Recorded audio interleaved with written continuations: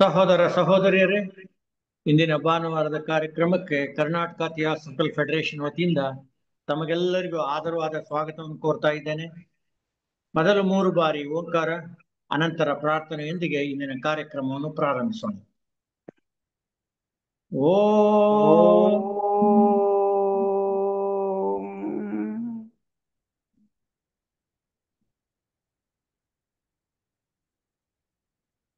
ಓಂ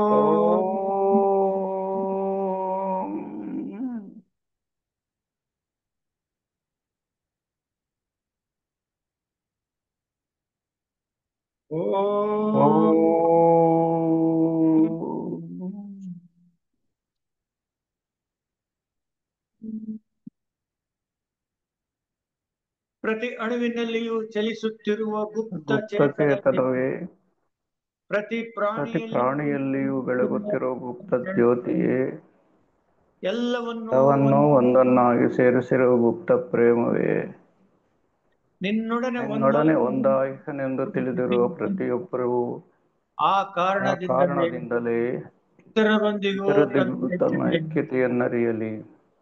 ಸಹೋದರ ಸಹೋದರಿಯ ಮತ್ತೊಮ್ಮೆ ತಮಗೆಲ್ಲರಿಗೂ ಆದರವಾದ ಸ್ವಾಗತವನ್ನು ಕೋರ್ತಾ ಇದ್ದೇನೆ. ಕರ್ನಾಟಕ ಥಿಯಾಸಫಿಕಲ್ ಫೆಡರೇಷನ್ ವತಿಯಿಂದ ತಮಗೆಲ್ಲರಿಗೂ ಆದರವಾದ ಸ್ವಾಗತವನ್ನು ಕೋರ್ತಾ ಇದ್ದೇನೆ. ಇಂದು ನಮ್ಮೊಂದಿಗೆ ನಮ್ಮ ಸೋದರರಾದ ಎಂ ರೆಡ್ಡಪ್ಪಾಚಾರ್ ಅವರು ಉಪನ್ಯಾಸ ಮಾಡಲು ಒಪ್ಕೊಂಡಿರುತ್ತೆ. ನಮಗೆ ತುಂಬಾ ಸಂತೋಷದ ವಿಷಯ. ಅವರ ಪರಿಚಯ ನಮಗೆಲ್ಲ ತುಂಬಾ ಪರಿಚಯ. ಎಲ್ಲಾ ಕಡೆನೂ ಕೂಡ ಅವರು ಎಲ್ಲ ಲಾಡ್ಜ್ಗಳಿಗೆ ವಿಸಿಟ್ ಕೊಟ್ಟು ಗೋಷ್ಠಿಗಳನ್ನು ನಿರ್ದೇಶಿಸಿ ಉಪನ್ಯಾಸ ಮಾಡಿದ್ದಾರೆ. ಮೊದಲು ಶಿಕ್ಷಣ ಕ್ಷೇತ್ರದಲ್ಲಿ ಸೇವೆ ಸಲ್ಲಿಸಿ ಈಗ ನಿವೃತ್ತಿ ಹೊಂದಿದ್ದು ತಮ್ಮ ಪೂರ್ತಿ ಸಮಯವನ್ನೆಲ್ಲ ಥಿಯಾಸಫಿ ಸೊಸೈಟಿಗೆ, ಥಿಯಾಸಫಿ ಪ್ರಚಾರ ಮತ್ತು ಪ್ರಸಾರಕ್ಕೆ ಮೀಸಲಾಗಿಟ್ಟಿರೋದು ನಮ್ಗೆ ತುಂಬಾ ಸಂತೋಷದ ವಿಷಯ. ಇಂದಿನ ವಿಷಯ ಅವರು ಉಪನ್ಯಾಸ ಮಾಡುವ ವಿಷಯ ಪ್ರಶ್ನೋಪನಿಷತ್ ಅಂತ ಹೇಳ್ಬಿಟ್ಟು ಅವ್ರನ್ನ ಈಗ ಉಪನ್ಯಾಸ ಮಾಡಲು ಅವ್ರನ್ನ ಕೇಳ್ಕೊಳ್ತಾ ಇದ್ದೀನಿ. ಎಲ್ಲ ಸೋದರ ಸೋದರಿಯರಿಗೆ ನಮಸ್ಕಾರ. ಜೀವನ್ಮುಕ್ತ ಮಹಾತ್ಮರನ್ನ ಸ್ಮರಿಸುತ್ತಾ ನನ್ನ ಮಾತುಗಳನ್ನು ಪ್ರಾರಂಭ ಮಾಡ್ತೀನಿ.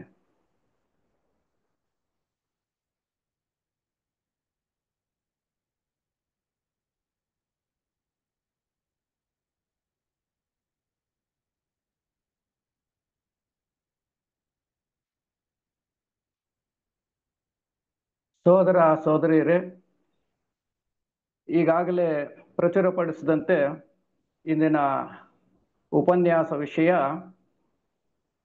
ಪ್ರಶ್ನೋಪನಿಷತ್ತು. ಅದಕ್ಕೆ ಮೊದಲು ಉಪನಿಷತ್ತುಗಳ ಶ್ರೇಷ್ಠತೆಯನ್ನು ಕುರಿತು ಹಿರಿಯರು ಹೀಗೆ ಅವರ ಮನೋಗತವನ್ನು ವ್ಯಕ್ತಪಡಿಸ್ತಾರೆ. ಭಾರತೀಯ ತತ್ವಶಾಸ್ತ್ರದ ಹಿಮಾಲಯ ಪಂಕ್ತಿ ಎಂದು ವೇದಗಳನ್ನು ಕರೆಯಬಹುದು. ಅವುಗಳಲ್ಲಿ ಮೊದಲಲ್ಲಿ ಬರುವ ಕರ್ಮಕಾಂಡ, ಅದರಲ್ಲೂ ಬರುವ ಯಜ್ಞಯಾಗಾದಿಗಳು, ಇವುಗಳೆಲ್ಲ ಹಿಮಾಲಯ ಪರ್ವತದ ತಪ್ಪಲಲ್ಲಿರುವ ಹಳ್ಳಿಗಳಂತೆ, ಕಾಡುಗಳಂತೆ ಇವೆ. ಮೇಲೆ ಮೇಲೆ ಪರ್ವತಗಳನ್ನು ಹತ್ತಿ ಹೋದಂತೆಲ್ಲ ಧ್ಯಾನಮಗ್ನನಾದ ಶಿವನ ನೆನಪನ್ನು ನಮಗೆ ಈ ಉಪನಿಷತ್ತುಗಳು ತಂದುಕೊಡುತ್ತವೆ. ಶಿವನ ನೆನಪನ್ನು ತರುವ ಉಪನಿಷತ್ತಿನ ಶಿಖರಗಳೆಂತಿವೆ ಇವು. ಮಾನವ ಮೃತ್ಯುಲೋಕದಿಂದ ಅಮೃತತ್ವಕ್ಕೆ ಏರಲು ನಿರ್ಮಿಸಿರುವ ಏಣಿಗಳಂತಿವೆ ಉಪನಿಷತ್ತುಗಳು. ಕಾಲ ದೇಶ ನಿಮಿತ್ತವನ್ನು ಮೀರಿ ಹೋದ ಮಹಾಮಹಿಮರ ಭಾವನೆಗಳು ಘನೀಭವಿಸಿ ಅಲ್ಲಿಂದ ಇಂದ್ರಿಯಾತೀತ ಅನುಭವದ ಗರಿಗೆದರಿ ಹಾರಿ ಹೋಗಿ ಬ್ರಹ್ಮನಲ್ಲಿ ಒಂದಾಗಿರುವಂತೆ ನಮಗೆ ಈ ಉಪನಿಷತ್ತುಗಳು ಪರಿಚಯಿಸುತ್ತವೆ.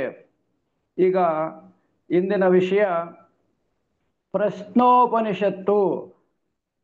ಪ್ರಶ್ನೋಪನಿಷತ್ತು ಈ ಉಪನಿಷತ್ತು ಪ್ರಶ್ನೆಗಳಿಂದಲೇ ಪ್ರಾರಂಭವಾಗುವುದರಿಂದ ಇದಕ್ಕೆ ಪ್ರಶ್ನೋಪನಿಷತ್ ಎಂದು ಹೆಸರು ಬಂದಿದೆ.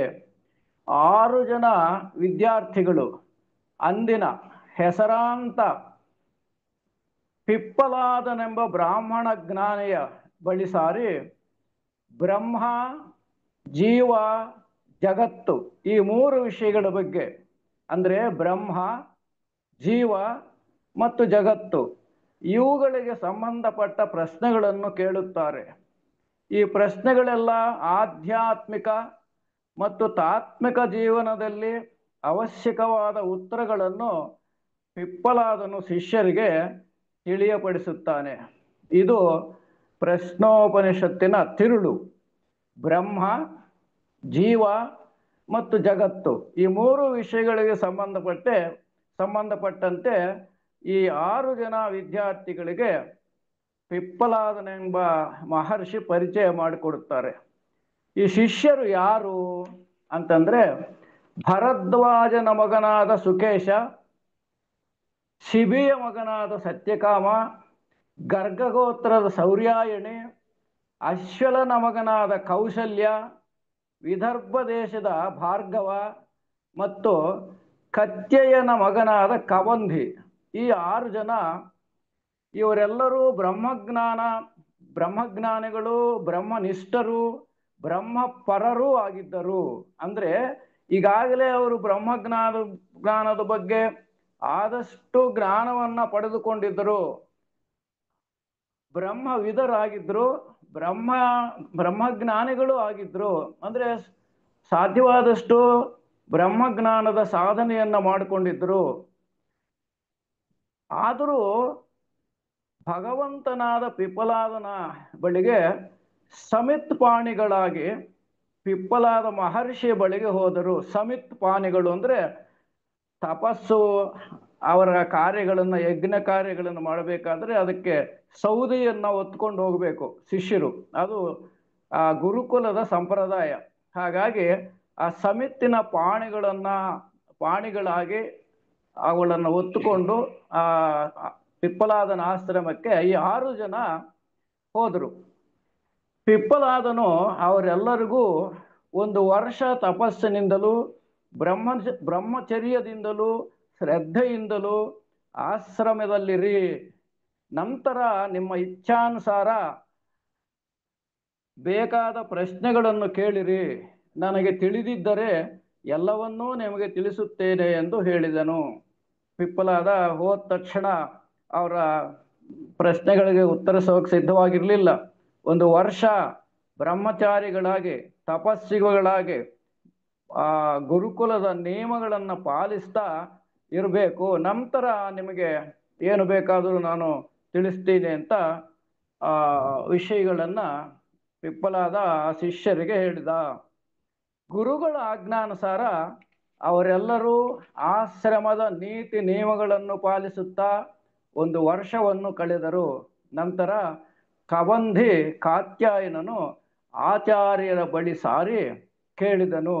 1 ವರ್ಷ ಅವರಿಗೆ ಏನು ಕಡ್ಡಾಯವಾಗಿ ಪಾಲಿಸಬೇಕಾಗಿತ್ತೋ ಅದನ್ನೆಲ್ಲ ಪಾಲಿಸಿದ ಮೇಲೆ ಪಿಪ್ಪಲಾದ ಋಷಿ ಬಳಿ ಮೊದಲನೇವನು ಕಬಂಧಿ ಕಾತ್ಯಾಯನ ಅಂತಕ್ಕಂಥ ಶಿಷ್ಯ ಗುರುಗಳ ಹತ್ತಿರ ಹೋಗಿ ಪ್ರಶ್ನೆ ಕೇಳಿದ. ಇದು ಮೊದಲನೇ ಪ್ರಶ್ನೆ. ಇಲ್ಲಿ 6 ಜನ 6 ಪ್ರಶ್ನೆಗಳನ್ನು ಕೇಳ್ತಾರೆ. ಈ ಕಾತ್ಯಾಯನನ್ನು ಕೇಳಿದ ಮೊದಲನೇ ಪ್ರಶ್ನೆ ಏನು ಅಂತಂದ್ರೆ, ಹೇ ಭಗವಂತನೇ, ಈ ಪ್ರಜೆಗಳು ಅಂದರೆ ಜಗತ್ತಿನ ಜೀವಿಗಳು, ಜಗತ್ತಿನಲ್ಲಿರ್ತಕ್ಕಂಥ ಮುಖ್ಯವಾಗಿ ಮಾನವ ಕೋಟಿ ಜೀವಿಗಳು ಎಲ್ಲಿಂದ ಹುಟ್ಟುತ್ತಾರೆ? ಈ ಪ್ರಶ್ನೆ ಜೀವಕೋಟಿಯ ಸೃಷ್ಟಿಗೆ ಸಂಬಂಧಿಸಿದ್ದಾಗಿದೆ. ಈ ಜೀವಿಗಳೆಲ್ಲ ಹೇಗೆ ಹುಟ್ಟುತ್ತಾರೆ? ಇದು ನನ್ನ ಪ್ರಶ್ನೆ ಅಂತ ಕಾತ್ಯಾಯನ ಪಿಪ್ಪಲಾದ ಮಹರ್ಷಿಯನ್ನು ಕೇಳಿದ. ಗುರು ಪಿಪ್ಪಲಾದನು ಅವನಿಗೆ ಹೀಗಂತ ತಿಳಿಸಿದರು. ಆ ಪ್ರಜಾಪತಿಯು ಪ್ರಜಾಕಾಮನಾಗಿ ತಪಸ್ಸು ಮಾಡಿದನು. ಪ್ರಜಾಪತಿ ಅಂದರೆ ಪ್ರಜಾಪತಿ ಬ್ರಹ್ಮ, ಭಗವಂತನೇ ತಪಸ್ಸು ಮಾಡಿದ. ಏನಕ್ಕೋಸ್ಕರ ತಪಸ್ಸು ಮಾಡಿದ ಅಂದರೆ ಪ್ರಜಾಕಾಮನಾಗಿ, ಅಂದರೆ ಪ್ರಜೆಗಳನ್ನು ಹುಟ್ಟಿಸುವ ಅಥವಾ ಸೃಷ್ಟಿಸುವ ಆಸೆಯಿಂದ ತಪಸ್ಸು ಮಾಡಿದನು. ಇವು ನನಗೆ ಬಹುವಾಗಿ ಪ್ರಜೆಗಳನ್ನು ಉಂಟು ಮಾಡುವು ಎಂದು ಯೋಚಿಸಿ ರಯಿ ಮತ್ತು ಪ್ರಾಣ ಎಂಬ ಜೋಡಿಯನ್ನು ಸೃಷ್ಟಿಸಿದನು. ಯಾರ ಮೂಲಕ ಈ ಜಗತ್ತಿನ ಪ್ರಜೆಗಳನ್ನು ಸೃಷ್ಟಿ ಮಾಡಬೇಕು ಅಂತ ತಪಸ್ಸು ಮಾಡಿ ಒಂದು ತೀರ್ಮಾನಕ್ಕೆ ಬಂದ ಮೇಲೆ ಒಂದು ಜೋಡಿಯನ್ನ ಸೃಷ್ಟಿ ಮಾಡಿದ ಭಗವಂತ. ಆ ಜೋಡಿನೇ ರಯಿ ಮತ್ತು ಪ್ರಾಣ. ಅಂದ್ರೆ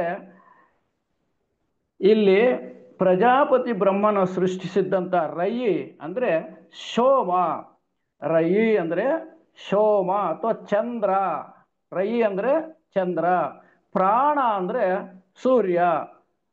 ಪ್ರಥಮ ಬಾರಿಗೆ ಭಗವಂತ ತಪಸ್ಸು ಮಾಡಿ ಒಂದು ತೀರ್ಮಾನಕ್ಕೆ ಬಂದು ಒಂದು ದಂಪತಿಯನ್ನ ಸೃಷ್ಟಿ ಮಾಡಿದರು, ಜೋಡಿಯನ್ನು ಸೃಷ್ಟಿ ಮಾಡಿದ ಭಗವಂತ. ಅದನ್ನೇ ರಯಿ ಪ್ರಾಣ ಅಂತೀವಿ. ಅಂದ್ರೆ ಚಂದ್ರ ಮತ್ತು ಸೂರ್ಯರನ್ನ ಸೃಷ್ಟಿ ಮಾಡಿದನು.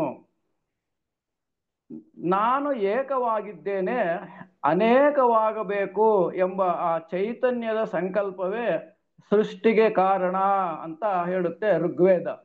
ಋಗ್ವೇದದಲ್ಲಿ ಕೂಡ ಈ ಸಂಕಲ್ಪ ಇದೆ, ಕಲ್ಪನೆ ಏನು ಅಂದ್ರೆ ಭಗವಂತ ನಾನು ಒಬ್ಬನೇ ಇದ್ದೇನೆ, ಅನೇಕವಾಗಬೇಕು, ಆ ದೃಷ್ಟಿಯಿಂದ ಜಗತ್ತನ್ನು ಸೃಷ್ಟಿ ಮಾಡಿದ ಅಂತ ಋಗ್ವೇದ ಹೇಳುತ್ತೆ.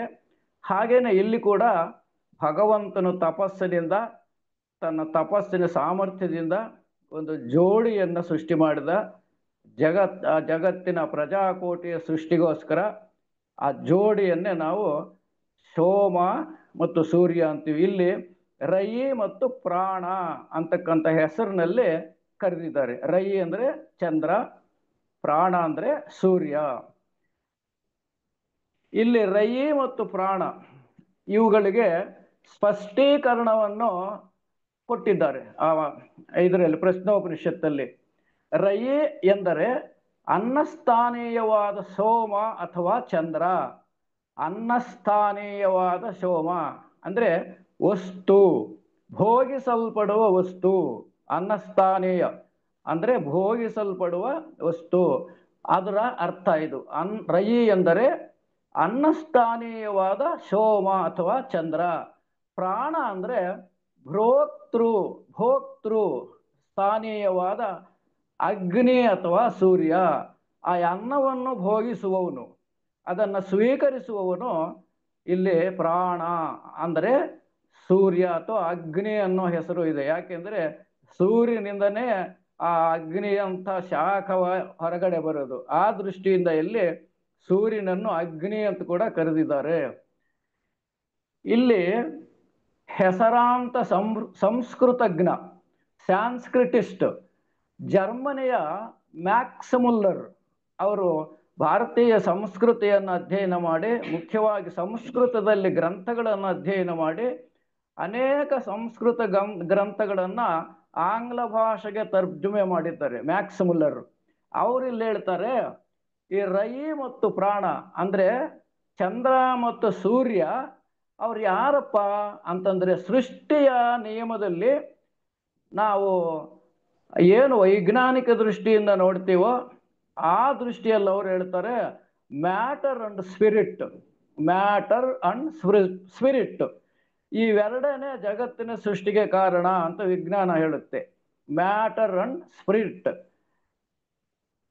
ಇದು ಅವರು ಮ್ಯಾಕ್ಸ್ ಮುಲ್ಲರ್ ಮಾಡಿರ್ತಕ್ಕಂಥ ಇಂಗ್ಲಿಷ್ ಭಾಷಾಂತರ. ಸೋಮ ಮತ್ತು ಸೂರ್ಯನಿಗೆ ಮ್ಯಾಟರ್ ಅಂಡ್ ಸ್ಪಿರಿಟ್ ಅಂತ ಹೇಳ್ತಾರೆ. ವೈಜ್ಞಾನಿಕ ದೃಷ್ಟಿಯಿಂದ ಇದನ್ನು ನಾವು ಅರ್ಥ ಮಾಡ್ಕೋಬಹುದು. ರಯಿ ಮತ್ತು ಪ್ರಾಣ, ಚಂದ್ರ ಮತ್ತು ಸೂರ್ಯ ಇವೆರಡರ ಸಂಯೋಗದಿಂದಲೇ ಇಡೀ ಜಗತ್ತಿನ ವಿವಿಧ ವಸ್ತುಗಳು ಸೃಷ್ಟಿಯಾದವು. ಇವೆರಡರ ಸಂಯೋಗ, ಸೋಮ ಮತ್ತು ಚಂದ್ರರ ಸಂಯೋಗದಿಂದ ಇಡೀ ಜಗತ್ತಿನ ವಿವಿಧ ಜೀವಿಗಳು ಸೃಷ್ಟಿಯಾದವು. ಇವುಗಳನ್ನು ಅಂಡೋತ್ಪತ್ತಿ ಕ್ರಮದಿಂದ ಭಗವಂತನು ಅಂದ್ರೆ ಜಗತ್ಕರ್ತ ಸೃಷ್ಟಿ ಮಾಡಿದ. ಇವರು ಹೇಗೆ ಬಂದರು? ದಂಪತಿಗಳೇ ಇಲ್ಲ, ತಂದೆ ತಾಯಿನೇ ಇಲ್ಲ. ಇವರು ಹೇಗೆ ಸೃಷ್ಟಿ ಆದ್ರು ಅಂದ್ರೆ ಅದು ಅಂಡೋತ್ಪತ್ತಿ ಕ್ರಮದಿಂದ ಸೃಷ್ಟಿ ಮಾಡಿದನು ಭಗವಂತ ಅವರನ್ನ ಪ್ರಥಮ ಬಾರಿಗೆ ಅಂತ ನಮ್ಮ ಈ ಪ್ರಶ್ನೋಪನಿಷತ್ತು ನಮಗೆ ತಿಳಿಯಪಡಿಸುತ್ತೆ. ಪ್ರಜಾಪತಿಯೇ ಆತೃವು. ಇಲ್ಲಿ ಪ್ರಜಾಪತಿ ಆ ಅಂದ್ರೆ ಇಲ್ಲಿ ಸೂರ್ಯನೇ, ಸೂರ್ಯ ಪ್ರಜಾಪತಿಯ ಪ್ರತಿನಿಧಿ. ಸೂರ್ಯನೇ ಆತೃವು ಅಂದ್ರೆ ಭೋಗಿಸುವವನು ಅಥವಾ ತಿನ್ನುವವನು, ಅನ್ನವೂ ಆಗಿರುವನು. ಇದು ಗುಣಪ್ರಧಾನ ದೃಷ್ಟಿಯಿಂದ ಭೇದ ಉಂಟಾಗಿದೆ ಅಂತ ಅಲ್ಲಿ ಹೇಳ್ತಾರೆ. ಆದಿತ್ಯನೇ ಸೂರ್ಯ. ಸೂರ್ಯನಿಗೆ ಇನ್ನೊಂದು ಹೆಸರಿದೆ, ಆದಿತ್ಯ ನಮಗೆ ಗೊತ್ತಿದೆ. ಅಗ್ನಿ ಅಂದ್ರು ಸೂರ್ಯನೇ, ಪ್ರಾಣ ಅಂದ್ರು ಸೂರ್ಯನೇ.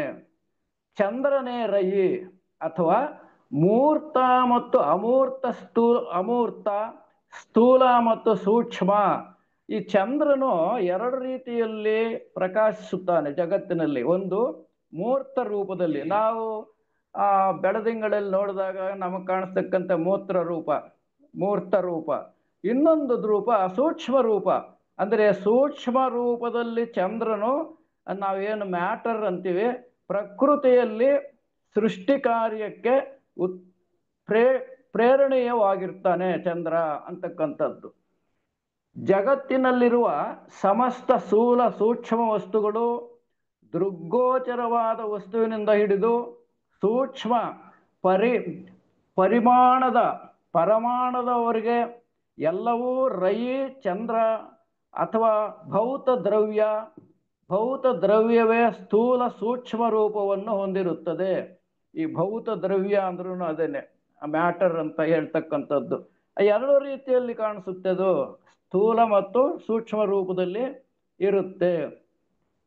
ಈ ದೃಷ್ಟಿಯಿಂದ ಮ್ಯಾಟರ್ ಅನ್ನುವುದಕ್ಕೂ ವಸ್ತು ಮತ್ತು ಎನರ್ಜಿ ಅಂದ್ರೆ ಶಕ್ತಿ ಅನ್ನುವುದಕ್ಕೂ ಯಾವ ಭೇದವೂ ಇಲ್ಲ ಅಂತ ಇಲ್ಲಿ ವ್ಯಾಖ್ಯಾನ ಮಾಡ್ತಾರೆ. ಅಂದರೆ ಜಗತ್ತಿನಲ್ಲಿ ಸೃಷ್ಟಿಕ್ರಿಯೆಗೆ ಮೂಲ ವಸ್ತುವೇ ಈ ರಯಿ ಅಥವಾ ಚಂದ್ರ. ಅಂದ್ರೆ ಇಲ್ಲಿ ಮ್ಯಾಟರ್, ಪ್ರಕೃತಿಯಿಂದಾನೇ ಈ ಜಗತ್ತೆಲ್ಲ ಸೃಷ್ಟಿ ಆಗುತ್ತೆ, ಸಮಸ್ತ ಜೀವಕೋಟಿ. ಅದಕ್ಕೆ ಮೂಲ ವಸ್ತುವೇ ಚಂದ್ರ ಅಂತ ಹೇಳುತ್ತೆ ಈ ಪ್ರಶ್ನೋಪನಿಷತ್ತು. ಇಲ್ಲಿ ಚಂದ್ರನನ್ನು ಪ್ರಕೃತಿ ಎಂದು, ಸೂರ್ಯನನ್ನು ಪುರುಷನೆಂದು ನಾವು ಅರ್ಥೈಸಿಕೊಳ್ಳಬಹುದು.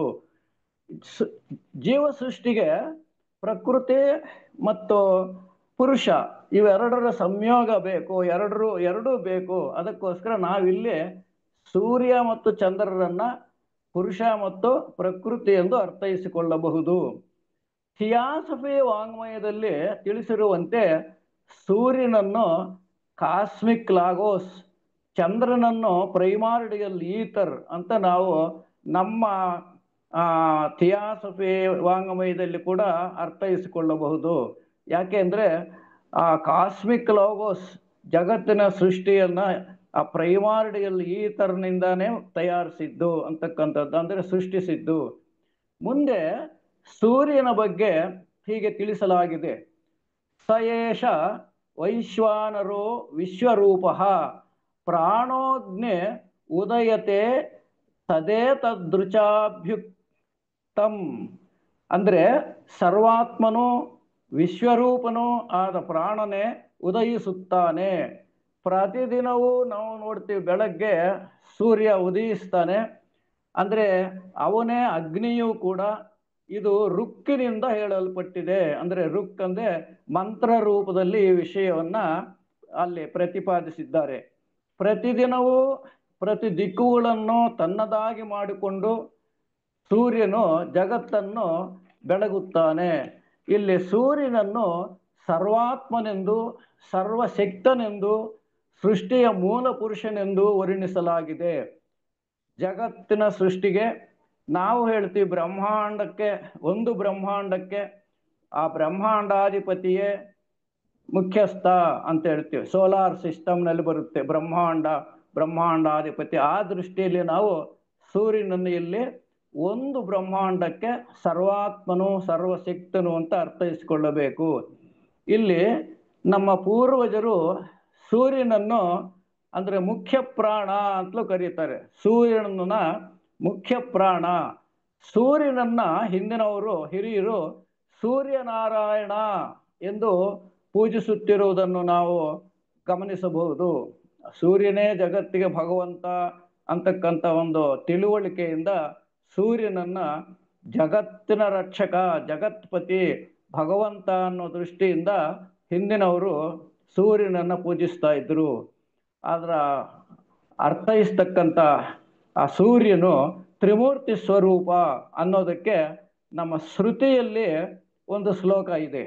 ಬ್ರಹ್ಮಸ್ವರೂಪಂ ಉದಯೇ, ಬ್ರಹ್ಮಸ್ವರೂಪಂ ಉದಯೇ, ಮಧ್ಯಾಹ್ನ ಹೇತು ಮಹೇಶ್ವರಂ, ಸಾಯಂಕಾಲೇ ಹೇತ್ ಸದಾ ವಿಷ್ಣು, ತ್ರಿಮೂರ್ತಿಶ್ಚ ದಿವಾಕರಃ. ದಿವಾಕರಃ ಸೂರ್ಯನು ಬೆಳಗ್ಗೆ ಬ್ರಹ್ಮರೂಪದಲ್ಲಿ, ಮಧ್ಯಾಹ್ನ ಮಹೇಶ್ವರನ ರೂಪದಲ್ಲಿ ಅಂದರೆ ಈಶ್ವರನ ರೂಪದಲ್ಲಿ, ಸಾಯಂಕಾಲ ವಿಷ್ಣು ರೂಪದಲ್ಲಿ, ತ್ರಿಮೂರ್ತಿಗಳ ರೂಪದಲ್ಲಿ ಸೂರ್ಯನು ಇರ್ತಾನೆ ಅಂತಕ್ಕಂಥದ್ದು ನಮ್ಮ ಶ್ರುತಿಯಿಂದ ನಮಗೆ ಗೊತ್ತಾಗುತ್ತೆ. ನಮ್ಮ ಸ್ಮೃತಿಗಳು ಈ ಅಭಿಪ್ರಾಯವನ್ನ ಸೂರ್ಯನ ಬಗ್ಗೆ ವ್ಯಕ್ತಪಡಿಸುತ್ತೆ. ಹಾಗಾಗಿ ಸೂರ್ಯನು ಜಗತ್ಪತಿ ಹಾಗೂ ಸೃಷ್ಟಿಕರ್ತ ಅಂತಕ್ಕಂಥ ಅರ್ಥದಲ್ಲಿ ಇಲ್ಲಿ ಹೇಳಿದ್ದಾರೆ.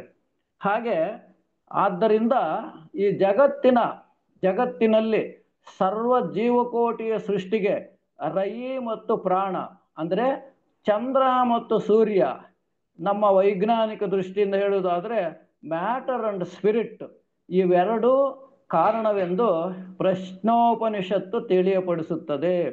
ಇದು ಮೊದಲನೆಯ ಪ್ರಶ್ನೆಗೆ, ಅಂದರೆ ಏನು ಜಗತ್ತಿನಲ್ಲಿ ಪ್ರಜಾಕೋಟಿ ಹೇಗೆ ಸೃಷ್ಟಿಯಾಗುತ್ತೆ, ಇದಕ್ಕೆ ಯಾರು ಕಾರಣ ಅಂತ ಮೊದಲನೇ ಶಿಷ್ಯ ಹೇಳಿದ್ದಕ್ಕೆ ಇದು ಉತ್ತರವಾಗಿ ಬಂದಿದೆ. ಆಮೇಲೆ ನಾವು ಕೂಡ ಸ್ವತಃ ನಾವು ಕೆಲವು ವಿಷಯಗಳನ್ನು ಯೋಚನೆ ಮಾಡೋದಾದ್ರೆ, ಕಾಳಿದಾಸಾದಿ ಮಹಾಕವಿಗಳ ಶೃಂಗಾರ ಕಾವ್ಯಗಳಲ್ಲಿ ಚಂದ್ರನನ್ನು ಸೃಷ್ಟಿಗೆ, ಪ್ರಕೃತಿಯಲ್ಲಿ ಸೃಷ್ಟಿಯ ಪ್ರೇರಣೆಗೆ ಕಾರಣನಾಗಿದ್ದಾನೆ ಅಂತಕ್ಕಂಥ ವಿಷಯ ಶೃಂಗಾರ ಕಾವ್ಯಗಳಲ್ಲಿ ಬರುತ್ತೆ. ಇದು ನಾನು ತಿಳ್ಕೊಂಡಿದ್ದಂಥದ್ದು. ಚಂದ್ರನೇ ಸೃಷ್ಟಿಗೆ ಮೂಲ, ಪ್ರಕೃತಿಯಲ್ಲಿ ಚಂದ್ರನೇ ಸೃಷ್ಟಿ ಕಾರ್ಯಕ್ಕೆ ಮೂಲ ವ್ಯಕ್ತಿಯಾಗಿ ಅನೇಕ ಶೃಂಗಾರ ಕಾವ್ಯಗಳಲ್ಲಿ ಬರುತ್ತೆ. ಹಾಗಾಗಿ ಈ ಚಂದ್ರ ಮತ್ತು ಸೂರ್ಯ ಅವರಿಬ್ಬರು ಜಗತ್ತಿನ ಸೃಷ್ಟಿಗೆ ಕಾರಣರಾಗಿದ್ದಾರೆ ಅಂತ ಮೊದಲನೆಯ ಪ್ರಶ್ನೆಗೆ ಉತ್ತರ ಸಿಕ್ಕುತ್ತೆ. ಇನ್ನು ಎರಡನೇ ಪ್ರಶ್ನೆ, ಅನಂತರ ಭಾರ್ಗವ ವೈದರ್ಭಿ ಎರಡನೇ ಶಿಷ್ಯ, ಅವನು ಆಚಾರ್ಯರ ಹತ್ರ ಹೋಗಿ, ಗುರುವರ್ಯರೇ, ಎಷ್ಟು ದೇವತೆಗಳು ಈ ದೇಹವನ್ನು ಧರಿಸಿಕೊಂಡಿರುತ್ತಾರೆ, ಎಷ್ಟು ದೇವತೆಗಳು ಈ ಮಾನವ ಶರೀರವನ್ನು ಧರಿಸಿಕೊಂಡಿರುತ್ತಾರೆ, ಯಾರು ಇದನ್ನು ಪ್ರಕಾಶಗೊಳಿಸುತ್ತಾರೆ ಮತ್ತು ಇವರಲ್ಲಿ ಶ್ರೇಷ್ಠರು ಯಾರು? ಇಲ್ಲಿ ಅನೇಕ ದೇವತೆಗಳಿದ್ದಾರೆ, ಮಾನವನ ಶರೀರದಲ್ಲಿದ್ದಾರೆ.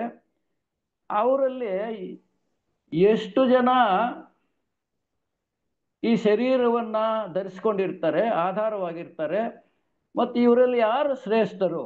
ಈ ಪ್ರಶ್ನೆಯನ್ನು ಕೇಳ್ತಾನೆ ಅವನು. ಮೊದಲನೆಯ ಪ್ರಶ್ನೆಗೆ ಸೃಷ್ಟಿಗೆ ಸಂಬಂಧಿಸಿದ್ದು, ಮೊದಲನೆಯ ಪ್ರಶ್ನೆ ಸೃಷ್ಟಿಗೆ ಸಂಬಂಧಿಸತಕ್ಕಂಥ ಪ್ರಶ್ನೆ ಅದು. ಅಂದರೆ ಸೃಷ್ಟಿಕರ್ತರು ಯಾರು, ಯಾರಿಂದ ಈ ಸೃಷ್ಟಿಸಲ್ಪಡುತ್ತೆ ಅಂತಕ್ಕಂಥದ್ದು. ಈ ಎರಡನೇ ಪ್ರಶ್ನೆಯಲ್ಲಿ ಈ ದೇಹವನ್ನು ತೆಗೆದುಕೊಂಡ ಮೇಲೆ ಅದು ಹೇಗೆ ಕೆಲಸ ಮಾಡುತ್ತದೆ, ಯಾರು ಅದರ ಹಿಂದೆ ನಿಂತುಕೊಂಡು ಇದನ್ನೆಲ್ಲವನ್ನು ಯಾರು ಇದರ ಹಿಂದೆ ನಿಂತಿರ್ತಕ್ಕಂಥವ್ರು, ಈ ಶರೀರವನ್ನು ನಡೆಸ್ತಕ್ಕಂಥವ್ರು ಯಾರು ಅಂತಕ್ಕಂಥ ಪ್ರಶ್ನೆಗೆ ಉತ್ತರ ಈ ಎರಡನೇ ಪ್ರಶ್ನೆಯಲ್ಲಿ ಸಿಗುತ್ತೆ. ಇದನ್ನೆಲ್ಲವನ್ನೂ ತಿಳಿಯಲು ಶಿಷ್ಯನು ಬಯಸ್ತಾನೆ. ಅಂದರೆ ಈ ಶರೀರದಲ್ಲಿ ಎಷ್ಟು ಜನ ದೇವತೆಗಳಿದ್ದಾರೆ, ಅವರಲ್ಲಿ ಯಾರು ಶ್ರೇಷ್ಠರು, ಈ ಶರೀರವನ್ನೆಲ್ಲ ನಡೆಸ್ತಾ ಇರ್ತಕ್ಕಂಥವ್ರು ಯಾರು, ಇದು ಅವನ ಪ್ರಶ್ನೆ. ಇಲ್ಲಿ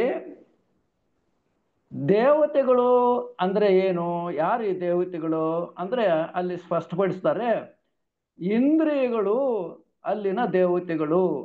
ಮಾನವನ ಶರೀರದಲ್ಲಿರ್ತಕ್ಕಂಥ ಪಂಚೇಂದ್ರಿಯಗಳೇ ಆ ಶರೀರದಲ್ಲಿರ್ತಕ್ಕಂಥ ದೇವತೆಗಳು. ದೇಹದಲ್ಲಿರುವ ಜೀವಾತ್ಮನಿಗೆ ದೃಶ್ಯ ಪ್ರಪಂಚವನ್ನು ತಿಳಿದುಕೊಳ್ಳುವುದಕ್ಕೆ ಇರುವ ಬಾಗಿಲು ಮತ್ತು ಕಿಟಕಿಗಳಿದ್ದಂತೆ ಈ ದೇವತೆಗಳು, ಈ ಪಂಚೇಂದ್ರಿಯಗಳು ಅಂತಕ್ಕಂಥ ದೇವತೆಗಳು ಮಾನವನು ಇತರ ಹೊರಗಿನ ಜಗತ್ತನ್ನು ಅರ್ಥ ಮಾಡ್ಕೋಬೇಕಾದ್ರೆ ಶಬ್ದ ಸ್ಪರ್ಶ ರೂಪ ರಸಗಂಧಗಳು ಅವುಗಳನ್ನು ಮಾನವನಿಗೆ ತಿಳಿಯಪಡಿಸಬೇಕಾದ್ರೆ ಇವು ಮೂಲಗಳು, ಪಂಚೇಂದ್ರಿಯಗಳು. ಅವು ಇಲ್ಲಿನ ದೇವತೆಗಳು ಅಂತ ಇಲ್ಲಿ ವ್ಯವಹರಿಸಿದ್ದಾರೆ. ಬಾಗಿಲು ಕಿಟಕಿಗಳಿದ್ದಂತೆ ಜೀವಿಯು ಇವುಗಳ ಮೂಲಕ ಹೊರಗಿನ ಪ್ರಪಂಚವೇನೆಂದು ತಿಳಿದುಕೊಳ್ಳುತ್ತಾನೆ. ಹೊರಗಿನ ಪ್ರಪಂಚ ನಮಗೆ ಬೇಕಾದ್ರೆ ಈ ಪಂಚೇಂದ್ರಿಯಗಳಿರ್ಬೇಕು. ಹೊರಗೆ ನಡೀತಾ ಇದ್ದು ನೋಡ್ಬೇಕಾದ್ರೆ ಕಣ್ಣಿರಬೇಕು, ಏನು ಬರ್ತಾ ಇದೆ ಕೇಳಬೇಕಾದ್ರೆ ಕಿವಿ ಇರಬೇಕು. ಹಾಗೇನೆ ವಾಸನೆ ಏನು ಬರ್ತಾ ಇದೆ ಅಂದ್ರೆ ಮೂಗು, ರುಚಿ ಗೊತ್ತಾಗಬೇಕಾದ್ರೆ ನಾಲಿಗೆ. ಇವು ಪಂಚೇಂದ್ರಿಯಗಳು. ಇವುಗಳು ಶರೀರದಲ್ಲಿ ದೇವತೆಗಳಂತೆ ಕೆಲಸ ಮಾಡುತ್ತೆ ಅನ್ನೋ ಭಾವನೆ ಇಲ್ಲಿ ವ್ಯಕ್ತವಾಗಿದೆ. ಈ ಪಂಚೇಂದ್ರಿಯಗಳ ಮೂಲಕನೇ ಜಗತ್ತಿನ ಹೊರಗಿನ ವಿಷಯಗಳನ್ನ ಮಾನವ ತಿಳ್ಕೊಂತಾನೆ. ತನ್ನ ಬಯಕೆಗಳನ್ನೆಲ್ಲ ಇವುಗಳ ಮೂಲಕವೇ ವ್ಯಕ್ತವಾಗುತ್ತೆ. ಆಮೇಲೆ ಜ್ಞಾನೇಂದ್ರಿಯಗಳು ಇವು, ಹಾಗೆ ಕರ್ಮೇಂದ್ರಿಯಗಳು ಇವೆ. ಅವುಗಳ ಮೂಲಕ ಕೂಡ ಏನು ಕೆಲಸ ಮಾಡ್ಬೇಕು ನಾವು, ಕೈ ಕಾಲು ಇವೆಲ್ಲನೂ ಅವುಗಳು ಕೂಡ 10 ಒಟ್ಟಿಗೆ ಪಂಚೇಂದ್ರಿಯಗಳು 5 ಇವು ಕರ್ಮೇಂದ್ರಿಯಗಳು 5. ಈ ಎಲ್ಲ ಇಂದ್ರಿಯಗಳು ಇಲ್ಲಿ ದೇವತೆಗಳು ಅಂತ ಹೇಳಿದ್ದಾರೆ. ಇಲ್ಲಿ ಯಾರು ಮುಖ್ಯವಾದ ದೇವರು, ಇಲ್ಲಿ ಹೆಚ್ಚಿನ ಪ್ರಾಶಸ್ತಿಗೆ ಯಾರು ಕೊಡಬೇಕು ಅಂತಕ್ಕಂಥ ಪ್ರಶ್ನೆ ಇದೆ. ಇಲ್ಲಿ ಯಾರು ಇದನ್ನು ಪ್ರಕಾಶಿಸುತ್ತಾರೆ ಅಂದ್ರೆ ದೇಹವನ್ನು ಪ್ರಕಾಶಿಸ್ತಕ್ಕಂಥವ್ರು ಯಾರು ಇವರಲ್ಲಿ? ಇಂದ್ರಿಯಗಳೆಲ್ಲ ಕಿಟಕಿ ಬಾಗಿಲುಗಳು. ಇವುಗಳ ಮೂಲಕ ಯಾರು ತಿಳಿದುಕೊಳ್ಳುತ್ತಾರೆ, ಇಂದ್ರಿಯವು ತನಗೆ ತಾನೇ ಪ್ರಕಾಶಿಸುವುದಕ್ಕೆ ಆಗುವುದಿಲ್ಲ. ಈ ಇಂದ್ರಿಯಗಳನ್ನು ಮೀರಿ ದೇಹವನ್ನು ಪ್ರಕಾಶಿಸುವ ಬೇರೊಬ್ಬನಿರಬೇಕು. ಅವನು ಯಾರೆಂದು ತಿಳಿದುಕೊಳ್ಳುವುದೇ ಇಲ್ಲಿ ಮುಖ್ಯ ಶಿಷ್ಯನ ಪ್ರಶ್ನೆ. ಬರೀ ಇಂದ್ರಿಯಗಳನ್ನು ನಡೆಸ್ತಕ್ಕಂಥ, ಇಂದ್ರಿಯಗಳನ್ನು ಉಪಯೋಗಿಸಿಕೊಂಡು ತನ್ನ ಪ್ರಜ್ಞೆಯನ್ನು ಹೊರಸೂಸ್ತಕ್ಕಂಥ ಇನ್ನೊಬ್ಬರು ಯಾರೋ ಇರಬೇಕು. ಅವರು ಯಾರು ಇಲ್ಲಿನ ಪ್ರಶ್ನೆ. ಇದಕ್ಕೆ ಉತ್ತರವಾಗಿ ಪಿಪ್ಪಲಾದನು ಹೀಗೆ ಹೇಳುತ್ತಾನೆ: ಈ ದೇವನಾದ ಆಕಾಶ, ವಾಯು, ಅಗ್ನಿ, ನೀರು, ಭೂಮಿ, ವಾಕ್, ಚಕ್ಷಸ್ಸು ಅಂದ್ರೆ ಕಣ್ಣು, ಕಿವಿ, ಈ ಶರೀರವನ್ನು ಎತ್ತಿ ಹಿಡಿದು ಧರಿಸಿದ್ದೇವೆ ಎಂದು ಹೇಳುತ್ತವೆ. ಈ ಪಂಚೇಂದ್ರಿಯಗಳು ಹೇಳುತ್ತೆ ನಾವೇ ಮುಖ್ಯ ಈ ಶರೀರದಲ್ಲಿ. ಈ ಶರೀರವನ್ನೆಲ್ಲ ಎತ್ತಿ ಹಿಡಬೇಕಾದ್ರೆ, ನಡೆಸಬೇಕಾದ್ರೆ ನಾವೇ ಮುಖ್ಯ ಅಂತ ಈ ಪಂಚೇಂದ್ರಿಯಗಳು ಹೇಳುತ್ತೆ. ಅಂದರೆ ಇಂದ್ರಿಯಗಳಾದ ನಾವೇ ಈ ಶರೀರಕ್ಕೆ ಆಧಾರ ಅಂತ ಈ ಪಂಚೇಂದ್ರಿಯಗಳು ಜಂಬ ಕೊಚ್ಚಿಕೊಳ್ಳುತ್ತಂತೆ. ನಾವಿಲ್ಲದೆ ಇದ್ರೆ ಈ ಶರೀರ, ಈ ಮಾನವ ನಡೆಯೋದಕ್ಕಾಗಲ್ಲ ಅಂತ. ನಮ್ಮ ಈ ದೇಹದ ಹೊರಗಿನ ಪಂಚಭೂತಗಳಿಂದ ಆಗಿವೆ. ಅದಕ್ಕೆ ಸಂಬಂಧಪಟ್ಟ ಎಲ್ಲವೂ ನಮ್ಮ ದೇಹದಲ್ಲಿದೆ. ಗಾಳಿಗೆ ಸಂಬಂಧಪಟ್ಟದ್ದು, ಭೂಮಿಗೆ ಸಂಬಂಧಪಟ್ಟದ್ದು, ನೀರಿಗೆ ಸಂಬಂಧಪಟ್ಟದ್ದು, ಆಕಾಶಕ್ಕೆ ಸಂಬಂಧಪಟ್ಟದ್ದು ಎಲ್ಲವೂ ಸೇರಿ ಈ ದೇಹ ಎಂಬ ಗೂಡಿನಲ್ಲಿ ಗೂಡು ಆಗಿದೆ. ಈ ದೇಹ ಈ ಗೂಡೊಂದು, ಇದು ಒಂದು ಮನೆ. ಇದು ತಯಾರಾಗಬೇಕಾದ್ರೆ ಪಂಚೇಂದ್ರಿಯಗಳು, ಆಮೇಲಿಂದ ಪಂಚಭೂತಗಳು ಅವೆಲ್ಲ ಇಲ್ಲಿ ಸೇರ್ಕೊಂಡಿವೆ ದೇಹದಲ್ಲಿ. ಅಲ್ಲಿ ಜ್ಞಾನೇಂದ್ರಿಯಗಳು ಮತ್ತು ಪಂಚೇಂದ್ರಿಯಗಳು ಎಲ್ಲ ಕಿಟಕಿಗಳು ಬಾಗಿಲು ಇದ್ದಂತೆ. ಮತ್ತೆ ಚರ್ಮ ಇವು ಕೂಡ ನಮಗೆ ಸಹಕರಿಸುತ್ತವೆ. ನಮಗೆ ಹೊರಗಿನ ಸುದ್ದಿ ಸಮಾಚಾರಗಳೆಲ್ಲ ಈ ಇಂದ್ರಿಯಗಳ ಮೂಲಕವೇ ಗೊತ್ತಾಗುತ್ತದೆ. ಅನಂತರ ಕರ್ಮೇಂದ್ರಿಯಗಳು ಅವು ಕೆಲಸ ಮಾಡುತ್ತವೆ. ಇವುಗಳ ಮೂಲಕವೇ ಜೀವಿಯು ಹೊರಗೆ ಬಂದಂತೆ ಇರುತ್ತಾನೆ. ಆದ್ದರಿಂದ ಶರೀರಕ್ಕೆ ನಾವೇ ಮುಖ್ಯಸ್ಥರು ಎಂದು ಇಂದ್ರಿಯಗಳು ಹೇಳುತ್ತವೆ. ನಾವೇ ಶರೀರಕ್ಕೆ ಮುಖ್ಯಸ್ಥರು, ನಮ್ಮಿಂದನೇ ಈ ಶರೀರ ನಡೆಯುವುದು ಅಂತ ಇಂದ್ರಿಯಗಳು ಹೇಳುತ್ತೆ. ಆಗ ಮುಖ್ಯ ಪ್ರಾಣನು, ಇನ್ನೊಂದು ಶಕ್ತಿ ಇದೆ ಇಲ್ಲಿ, ಅವು ತಿಳಿದುಕೊಂಡಿರೋ ನಾವೇ ಅಂತ. ಆದರೆ ಮಾನವನ ಶರೀರದಲ್ಲಿ ಇನ್ನೊಂದು ಚೈತನ್ಯ ಇದೆ, ಅದೇ ಆತ್ಮ. ಇಲ್ಲಿ ಪ್ರಾಣ ಅಂತಿದ್ದಾರೆ. ಈ ಪ್ರಾಣನು ಇದನ್ನೆಲ್ಲ ಕೇಳ್ಕೊಂಡಿದ್ದು, ಇವೆಲ್ಲ ನಾವೇ ಮುಖ್ಯಸ್ಥರು ಅಂತೆಲ್ಲ ಪಂಚೇಂದ್ರಿಯಗಳು ಕರ್ಮೇಂದ್ರಿಯಗಳು ಚರ್ಚೆ ಮಾಡ್ತಾ ಇದ್ದೇವೆ. ಆದರೆ ಈ ಪ್ರಾಣ ಆವಾಗ ಹೊರಬಂದು ಅದು ಹೇಳುತ್ತೆ, ಈ ಪಂಚೇಂದ್ರಿಯಗಳಿಗೆ ಕರ್ಮೇಂದ್ರಿಯಗಳಿಗೆ ಈ ತರ ಹೇಳುತ್ತೆ, ಈ ಆತ್ಮ ಅಂದ್ರೆ ಪ್ರಾಣ ಇಲ್ಲಿ, ನೀವು ಮೋಹವನ್ನು ಹೊಂದಬೇಡ್ರಿ, ನೀವು ಯಾವುದೋ ಮೋಹದಲ್ಲಿ ಸೇರಿಕೊಂಡು ನಾವೇ ಮುಖ್ಯ ಅಂತ ಹೇಳ್ತಾ ಇದ್ದೀರಿ. ನಾನೇ ನನ್ನನ್ನು ಹೀಗೆ 5 ವಿಧಗಳಾಗಿ ವಿಭಾಗಿಸಿಕೊಂಡು ಈ ಶರೀರವನ್ನು ಎತ್ತಿ ಧರಿಸುತ್ತೇನೆ.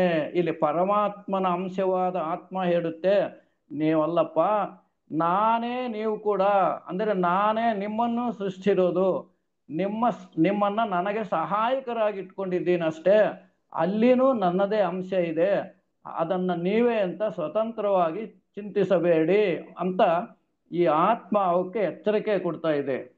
ಹಾಗೆ ಇದು ಇಂದ್ರಿಯಗಳಿಗೆ ಅರ್ಥವಾಗಲಿಲ್ಲ, ಅವರು ಶ್ರದ್ಧೆ ಇಲ್ಲದವರಾದರೂ ಈ ಇಂದ್ರಿಯಗಳಿಗೆ ಇದರ ಅರ್ಥ ಗೊತ್ತಾಗಲಿಲ್ಲ. ನಾನೇನಪ್ಪ ಸೃಷ್ಟಿಕರ್ತ, ನಾನೇ ನಿಮ್ಮನ್ನು ಸೃಷ್ಟಿಸಿರೋನು, ನನ್ನ ಅನುಕೂಲಕ್ಕಾಗಿ ನಿಮ್ಮನ್ನು ಇಟ್ಕೊಂಡಿದ್ದೀನಿ ಅಂತ ಪಂಚೇಂದ್ರಿಯಗಳಿಗೆ ಹೇಳಿದ್ರು ಕೂಡ ಆ ಪಂಚೇಂದ್ರಿಯಗಳು ಅರ್ಥೈಸಿಕೊಳ್ತಕ್ಕಂಥ ಪರಿಸ್ಥಿತಿಯಲ್ಲಿಲ್ಲ. ಇದಕ್ಕಿಂತ ಮುಖ್ಯ ಪ್ರಾಣನು ರೋಷದಿಂದ ಮೇಲಕ್ಕೆದ್ದಂತೆ ಮಾಡಿದನು. ಅವಕ್ಕೆ ಯಾವಾಗ ಅರ್ಥ ಆಗ್ಲಿಲ್ವೋ ಈ ಪ್ರಾಣ ಚೈತನ್ಯ ಈ ಶರೀರದಿಂದ ಹೊರ ಹೋಗುವ ತರ ಎದ್ದು ಮೇಲಕ್ಕೆ ನಿಂತುಕೊಂಡಾಗ ಆ ದೇವತೆಗಳೆಲ್ಲರೂ ಎದ್ದು ನಿಂತರು. ಅಂದ್ರೆ ಈ ಕರ್ಮೇಂದ್ರಿಯಗಳು ಇವು ಇದಾವಲ್ಲ ಜ್ಞಾನೇಂದ್ರಿಯಗಳು, ತಕ್ಷಣ ಅವು ಎದ್ದು ನಿಂತವು. ಅಂದ್ರೆ ಇಲ್ಲೊಂದು ಆ ಉದಾಹರಣೆ ಕೊಡ್ತಾರೆ. ರಾಣಿ ಜೇನು ಮೇಲಕ್ಕೆದ್ದಾಗ, ಅಂದ್ರೆ ಜೇನುಗೂಡಿನಲ್ಲಿ ರಾಣಿ ಜೇನು ಮೇಲಕ್ಕೆದ್ದಾಗ ಅದರ ಹಿಂದೆ ಎಲ್ಲಾ ಜೇನು ಹುಳುಗಳು ಎದ್ದು ಹಾರುವಂತೆ ಈ ಇಂದ್ರಿಯಗಳೆಲ್ಲ ಎದ್ದು ನಿಂತವು, ಓಡಲು ತಯಾರಾದವು.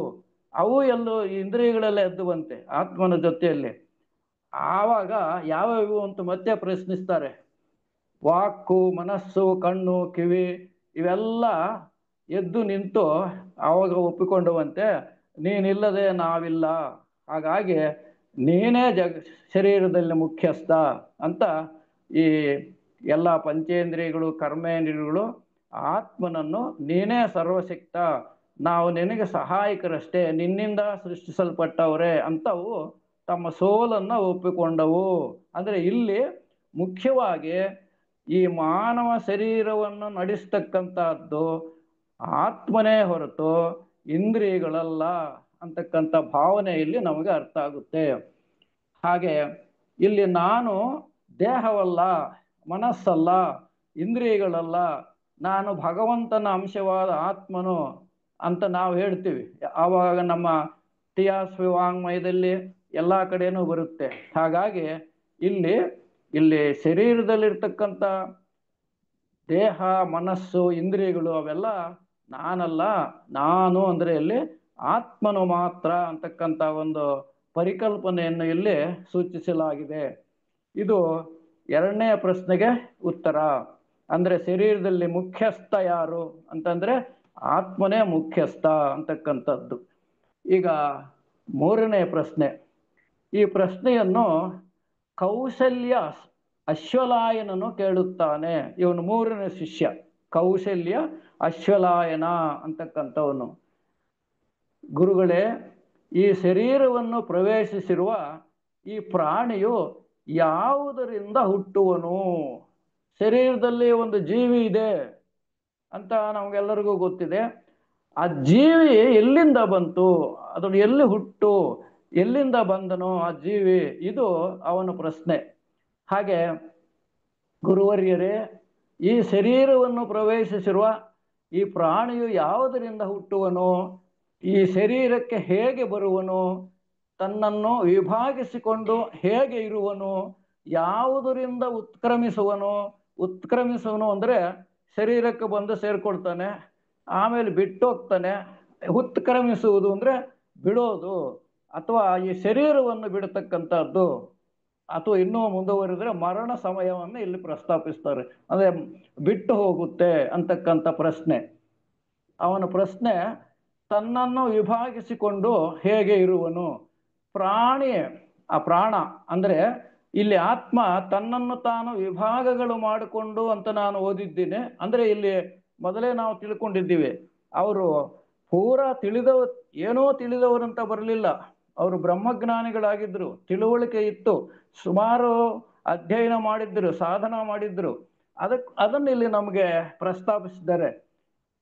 ಒಬ್ಬ ಶರೀರದಲ್ಲಿ ಬಂದು ಸೇರ್ಕೊಳ್ತಾನೆ, ತನ್ನನ್ನು ತಾನು ವಿಭಾಗಿಸಿಕೊಂಡು ಹೇಗಿರ್ತಾನೆ, ಮತ್ತೆ ಯಾವುದರಿಂದ ಉತ್ಕ್ರಮಿಸ್ತಾನೆ, ಅಂದರೆ ಶರೀರ ಬಿಟ್ಟು ಹೋಗುವಾಗ ಹೇಗೆ ಹೋಗ್ತಾನೆ, ಬಾಹ್ಯ ಜಗತ್ತನ್ನು ಹೇಗೆ ಧರಿಸ್ತಾನೆ, ಒಳಗಿರುವುದನ್ನು ಹೇಗೆ ಧರಿಸ್ತಾನೆ, ಇಲ್ಲಿ ಎರಡೂ ರೀತಿಯಲ್ಲಿ ಈ ಚೈತನ್ಯ ಹೇಗೆ ಕೆಲಸ ಮಾಡುತ್ತೆ ಅಂತ ಅವನು ಪ್ರಶ್ನಿಸ್ತಾ ಇದ್ದಾನೆ. ಹಿಂದಿನ ಪ್ರಶ್ನೆಯಲ್ಲಿ ಪ್ರಾಣನ ಸ್ವರೂಪವನ್ನು ನಿಶ್ಚಯಿಸಿ ಅವನ ಮಹಿಮೆಯನ್ನು ತಿಳಿದುಕೊಂಡವು. ಅಂದ್ರೆ ಶರೀರದಲ್ಲಿ ಪ್ರಾಣನೇ ಮುಖ್ಯಸ್ಥ, ಆ ಚೈತನ್ಯವೇ, ಭಗವತ್ ಚೈತನ್ಯವೇ ಮುಖ್ಯ ಅಂತ ಹಿಂದಿನ ಪ್ರಶ್ನೆಯಲ್ಲಿ ತಿಳ್ಕೊಂಡಿದ್ದೇವೆ ನಾವು.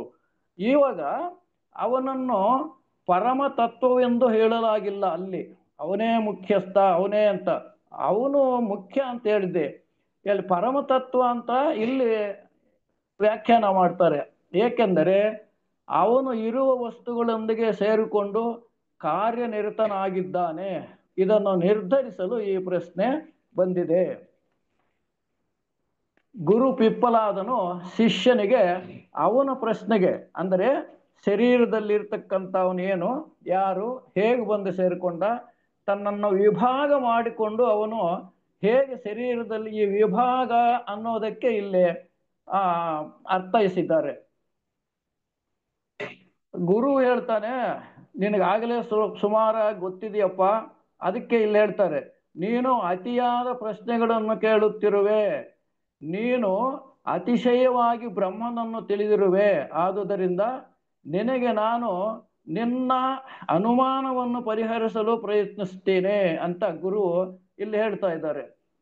ಈ ಪ್ರಾಣನು ಆತ್ಮನಿಂದ ಹುಟ್ಟುತ್ತಾನೆ. ಇಲ್ಲಿ ವ್ಯತ್ಯಾಸಗಳು ನಮಗೆ ಸ್ವಲ್ಪ ಕನ್ಫ್ಯೂಷನ್ ಬರುತ್ತೆ, ಜೀವ ಯಾರು, ಆತ್ಮ ಯಾರು ಅಂತ. ನಾವು ಏನದು ಲೋಕಗಳ ಬಗ್ಗೆ ತಿಳಿದುಕೊಳ್ಳುವಾಗ ಪ್ರಜ್ಞಾನಾಂಶವು ಭಗವಂತನಿಂದ ಕೆಳಗೆ ಇಳಿದು ಬರುವಾಗ ಇದು ಅರ್ಥ ಆಗುತ್ತೆ ನಮಗೆ. ಆತ್ಮ ಪ್ರಜ್ಞಾನಾಂಶವಿನ ಒಂದು ಸಣ್ಣ ಕಿಡಿ ಕೆಳಗಡೆ ಇಳಿದು ಬರುತ್ತೆ, ಅದು ಜೀವಾತ್ಮ ಅಂತ ಹೇಳ್ತೀವಿ ಶರೀರದಲ್ಲಿ ಸೇರ್ಕೊಂಡಾಗ. ಆ ಅನುಭವವನ್ನು ನಾವು ಇಲ್ಲಿ ತಂದುಕೋಬೇಕು. ಈ ಪ್ರಾಣನು ಆತ್ಮನಿಂದ ಹುಟ್ಟುತ್ತಾನೆ, ಅಂದ್ರೆ ಜೀವಿ ಆತ್ಮನಿಂದ ಹುಟ್ಟುತ್ತಾನೆ. ಇಲ್ಲಿ ಆತ್ಮ ಪರಮಾತ್ಮರಿಗೆ ವ್ಯತ್ಯಾಸ ಇಲ್ಲ. ಆ ಅರ್ಥದಲ್ಲಿ ಆತ್ಮನಿಂದ ಹುಟ್ಟುತ್ತಾನೆ. ನಾವು ಜೀವಾತ್ಮನು ಆತ್ಮನ ಒಂದು ಅಂಶ ಎಂದು ತಿಳಿದಿರುತ್ತೇವೆ. ನೆರಳು ಪುರುಷನ ಶರೀರವನ್ನು ಅವಲಂಬಿಸಿ ಹೇಗೆ ಇರುತ್ತದೆಯೋ ಹಾಗೆಯೇ ಪ್ರಾಣನು ಸತ್ಪುರುಷನಲ್ಲಿ, ಅಂದ್ರೆ ಬ್ರಹ್ಮನು ರಯಿ ಮತ್ತು ಪ್ರಾಣನನ್ನು ಸೃಷ್ಟಿಸಿದನು ಎಂದು ಹಿಂದೆ ನಾವು ತಿಳ್ಕೊಂಡಿದ್ದೀವಿ. ಇಲ್ಲಿ ಸತ್ಪುರುಷನೆಂದರೆ ಬ್ರಹ್ಮನೇ, ಮತ್ತು ನೆರಳಿನಂತೆ ಮನಸ್ಸಿನ ಸಂಕಲ್ಪಾದಿ ಕರ್ಮದಿಂದ ಈ ಶರೀರಕ್ಕೆ ಬರುತ್ತಾನೆ. ಇಲ್ಲಿ ಅವನ ಪ್ರಶ್ನೆ, ಈ ಶರೀರಕ್ಕೆ ಈ ಜೀವಿ ಹೇಗೆ ಬರ್ತಾನೆ ಅಂದ್ರೆ ಅವನ ಸಂಕಲ್ಪ, ಅವನೇನು ಮನಸ್ಸು ಮಾಡಿದ್ದಾನೆ ಹಿಂದಿನ ಜನ್ಮಗಳಲ್ಲಿ, ಏನು ಕರ್ಮವನ್ನು ಮಾಡಿದ್ದಾನೆ, ಆ ಕರ್ಮಾಧಾರಿತವಾಗಿ ಸಂಕಲ್ಪಾನುಸಾರವಾಗಿ ಈ ಶರೀರಕ್ಕೆ ಬರ್ತಾನೆ. ಇಲ್ಲಿ ಮನಸ್ಸಿನ ಸಂಕಲ್ಪ ಶಕ್ತಿಗಳು ಮತ್ತು ಕರ್ಮ ನಿಯಮಾಧಾರಿತ ಪ್ರಾಣನು ಅಂದ್ರೆ ಜೀವಾತ್ಮನು ಮತ್ತೆ ಈ ಶರೀರಕ್ಕೆ ಬರ್ತಾನೆ ಅಂತಕ್ಕಂಥ ವಿಷಯದ ಪ್ರಸ್ತಾಪ ಇದೆ. ಇಲ್ಲಿ ವಿಭಾಗಿಸಿಕೊಂಡು ಅನ್ನೋ ಪ್ರಶ್ನೆ, ಅಂದರೆ ಜೀವಾತ್ಮನು ತನ್ನನ್ನು ತಾನು ವಿಭಾಗಿಸಿಕೊಂಡು ಈ ಶರೀರದಲ್ಲಿ ಹೇಗೆ ನಿರ್ವಹಿಸ್ತಾನೆ ಶರೀರವನ್ನ ಅಂತಕ್ಕಂಥದ್ದಕ್ಕೆ ಇಲ್ಲಿ ಉತ್ತರ ಹೇಳ್ತಾ ಇದ್ದಾರೆ. ತನ್ನನ್ನು ವಿಭಾಗಿಸಿಕೊಂಡು ಹೇಗೆ ಇರುವನು ಅನ್ನೋ ಪ್ರಶ್ನೆಗೆ ಉತ್ತರವಾಗಿ ಹೀಗೆ ಪಿಪ್ಪಲಾದನು ತಿಳಿಸುತ್ತಾನೆ. ರಾಜನು ತನ್ನ ಅಧಿಕಾರವನ್ನು ನಡೆಸಲು ಅಧಿಕಾರಿಗಳನ್ನು ಬೇರೆ ಬೇರೆ ಪ್ರದೇಶಗಳಲ್ಲಿ ತನ್ನ ಪರವಾಗಿ ಆಳಲು ನೇಮಿಸುವಂತೆ ಮುಖ್ಯ ಪ್ರಾಣನು ಅಂದರೆ ಜೀವಾತ್ಮನು ಅಪಾನ ವ್ಯಾನಾದಿಗಳ ಮೂಲಕ ಶರೀರದ ಕ್ರಿಯೆಗಳನ್ನು ನಡೆಸುತ್ತಾನೆ. ಇಲ್ಲಿ 5 ಪ್ರಾಣಗಳು ಹೇಳ್ತಾರೆ. ಅಂದ್ರೆ ಒಬ್ಬ ರಾಜ ತನ್ನ ರಾಜ್ಯದಲ್ಲಿ ಒಂದೊಂದು ವಿಭಾಗಕ್ಕೆ ಒಬ್ಬ ರಾಜ್ಯಪಾಲನನ್ನು ನೇಮಿಸಿದಂತೆ ಈ ಶರೀರದಲ್ಲಿರ್ತಕ್ಕಂಥ ಈ ಜೀವಾತ್ಮನು ಪಂಚಪ್ರಾಣಗಳನ್ನ ಮಾಡ್ಕೊಂತಾನೆ. ಅಂದ್ರೆ ಪಂಚವಾಯುಗಳು. ಅವು ಯಾವ ಪಂಚವಾಯುಗಳು ಅಂದ್ರೆ ಪ್ರಾಣ, ಅಪಾನ, ಸಮಾನ, ಉದಾನ, ವ್ಯಾನ. ಈ 5 ವಿಧದ ವ್ಯಾನಗಳನ್ನ ಅಂದ್ರೆ ಪ್ರಾಣಗಳನ್ನ ಅಂದ್ರೆ ವಾಯುಗಳನ್ನ ಅಂದ್ರೆ ಗಾಳಿ ರೂಪಗಳನ್ನ ಸೃಷ್ಟಿಸ್ಕೊಂತಾನೆ. ತಾನೇ ತಾನಾಗಿ ಈಗ ವಿಭಾಗಿಸ್ಕೊಳ್ತಾನೆ. ಯಾವ್ಯಾವ ವಿಭಾಗ ಮಾಡ್ಕೊಂತಾನೆ ಅಂದ್ರೆ ಪ್ರಾಣವಾಯು, ಅಪಾನವಾಯು, ಸಮಾನವಾಯು, ಮತ್ತೆ ಉದಾನ, ವ್ಯಾನ, ಇವಕ್ಕೆಲ್ಲ ವ್ಯಾಖ್ಯಾನ ಮಾಡಿದ್ದಾರೆ. ಇಲ್ಲಿ ಪ್ರಾಣ ಏನು ಕೆಲಸ ಮಾಡುತ್ತೆ ಅಂದ್ರೆ ಜೀವಾತ್ಮನ ಒಂದು ಪ್ರಾಣ ಅಂದ್ರೆ ಒಂದು ವಿಭಾಗ ಏನು ಕೆಲಸ ಮಾಡುತ್ತೆ ಅಂದ್ರೆ ಇದು ಪ್ರಾಣ ಶಕ್ತಿ ಆಗಿರುತ್ತೆ. ಪ್ರಾಣ ಅಂದ್ರೆ ಇದೆ.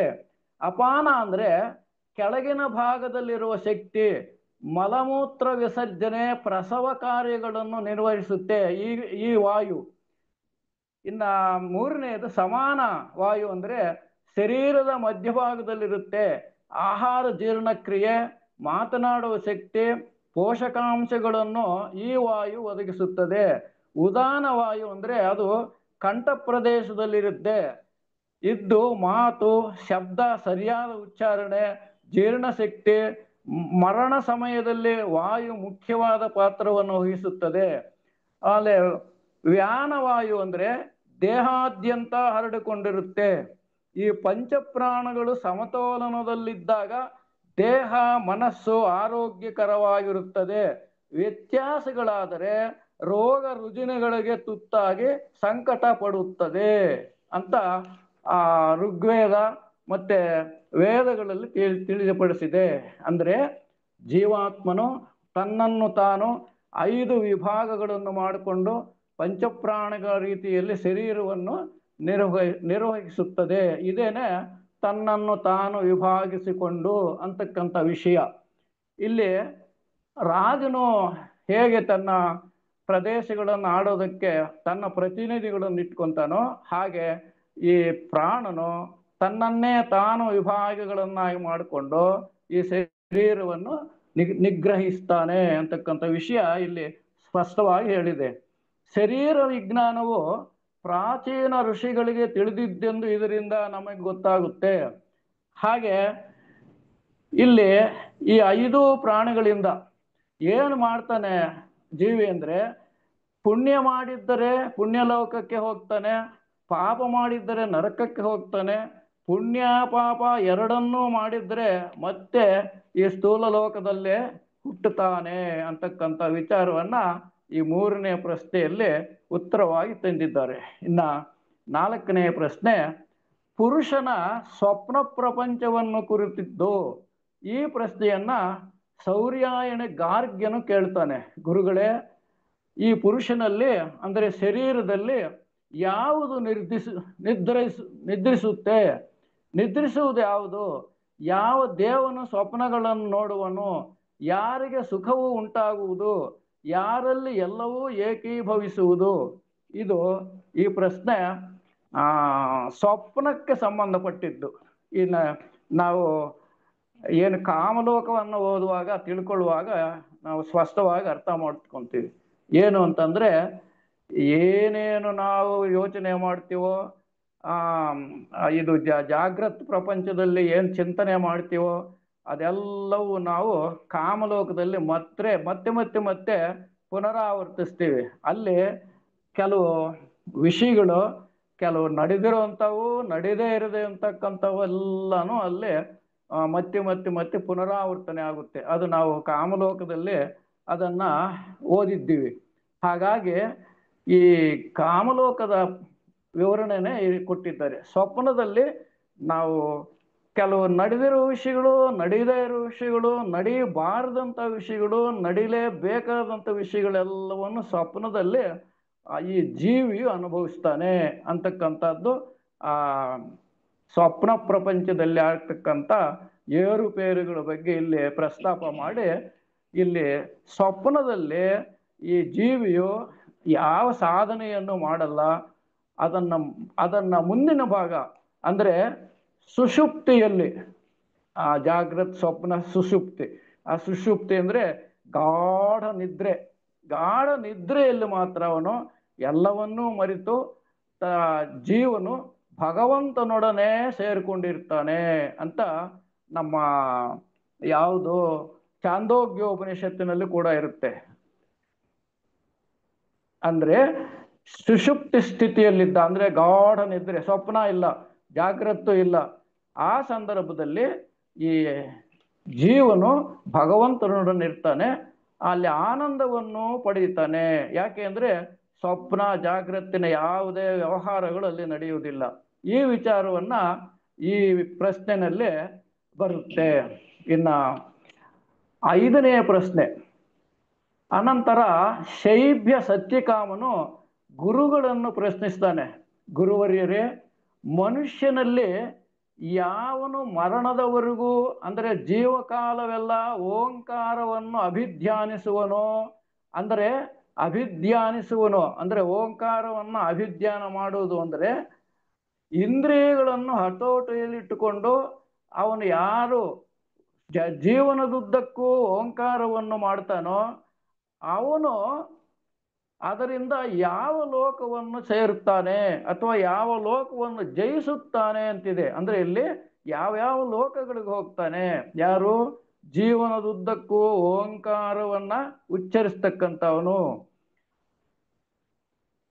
ಇಲ್ಲಿ ಓಂಕಾರವನ್ನ ಸ್ಮರಣೆಯಿಂದ ಮಾನವನು ಸಾಧಿಸಬಹುದಾದ ಸಾಧನೆಯ ಬಗ್ಗೆ ವಿವರಿಸಿ ಹೇಳಿದ್ದಾರೆ. ಇಲ್ಲಿ ಓಂಕಾರ ಜೀವನದುದ್ದಕ್ಕೂ ಮಾಡ್ತಕ್ಕಂಥವನು ಏನನ್ನು ಸಾಧಿಸ್ತಾನೆ?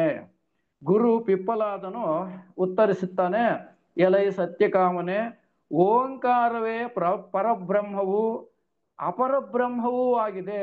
ಓಂಕಾರ ಅನ್ನೋದು ಪರಬ್ರಹ್ಮವೂ ಆಗಿದೆ, ಅಪರಬ್ರಹ್ಮವೂ ಆಗಿದೆ. ಅಂದ್ರೆ ಇಲ್ಲಿ ಓಂಕಾರವು ಭಗವಂತ, ಓಂಕಾರ ಅಂದ್ರೆ ಭಗವಂತನೇ.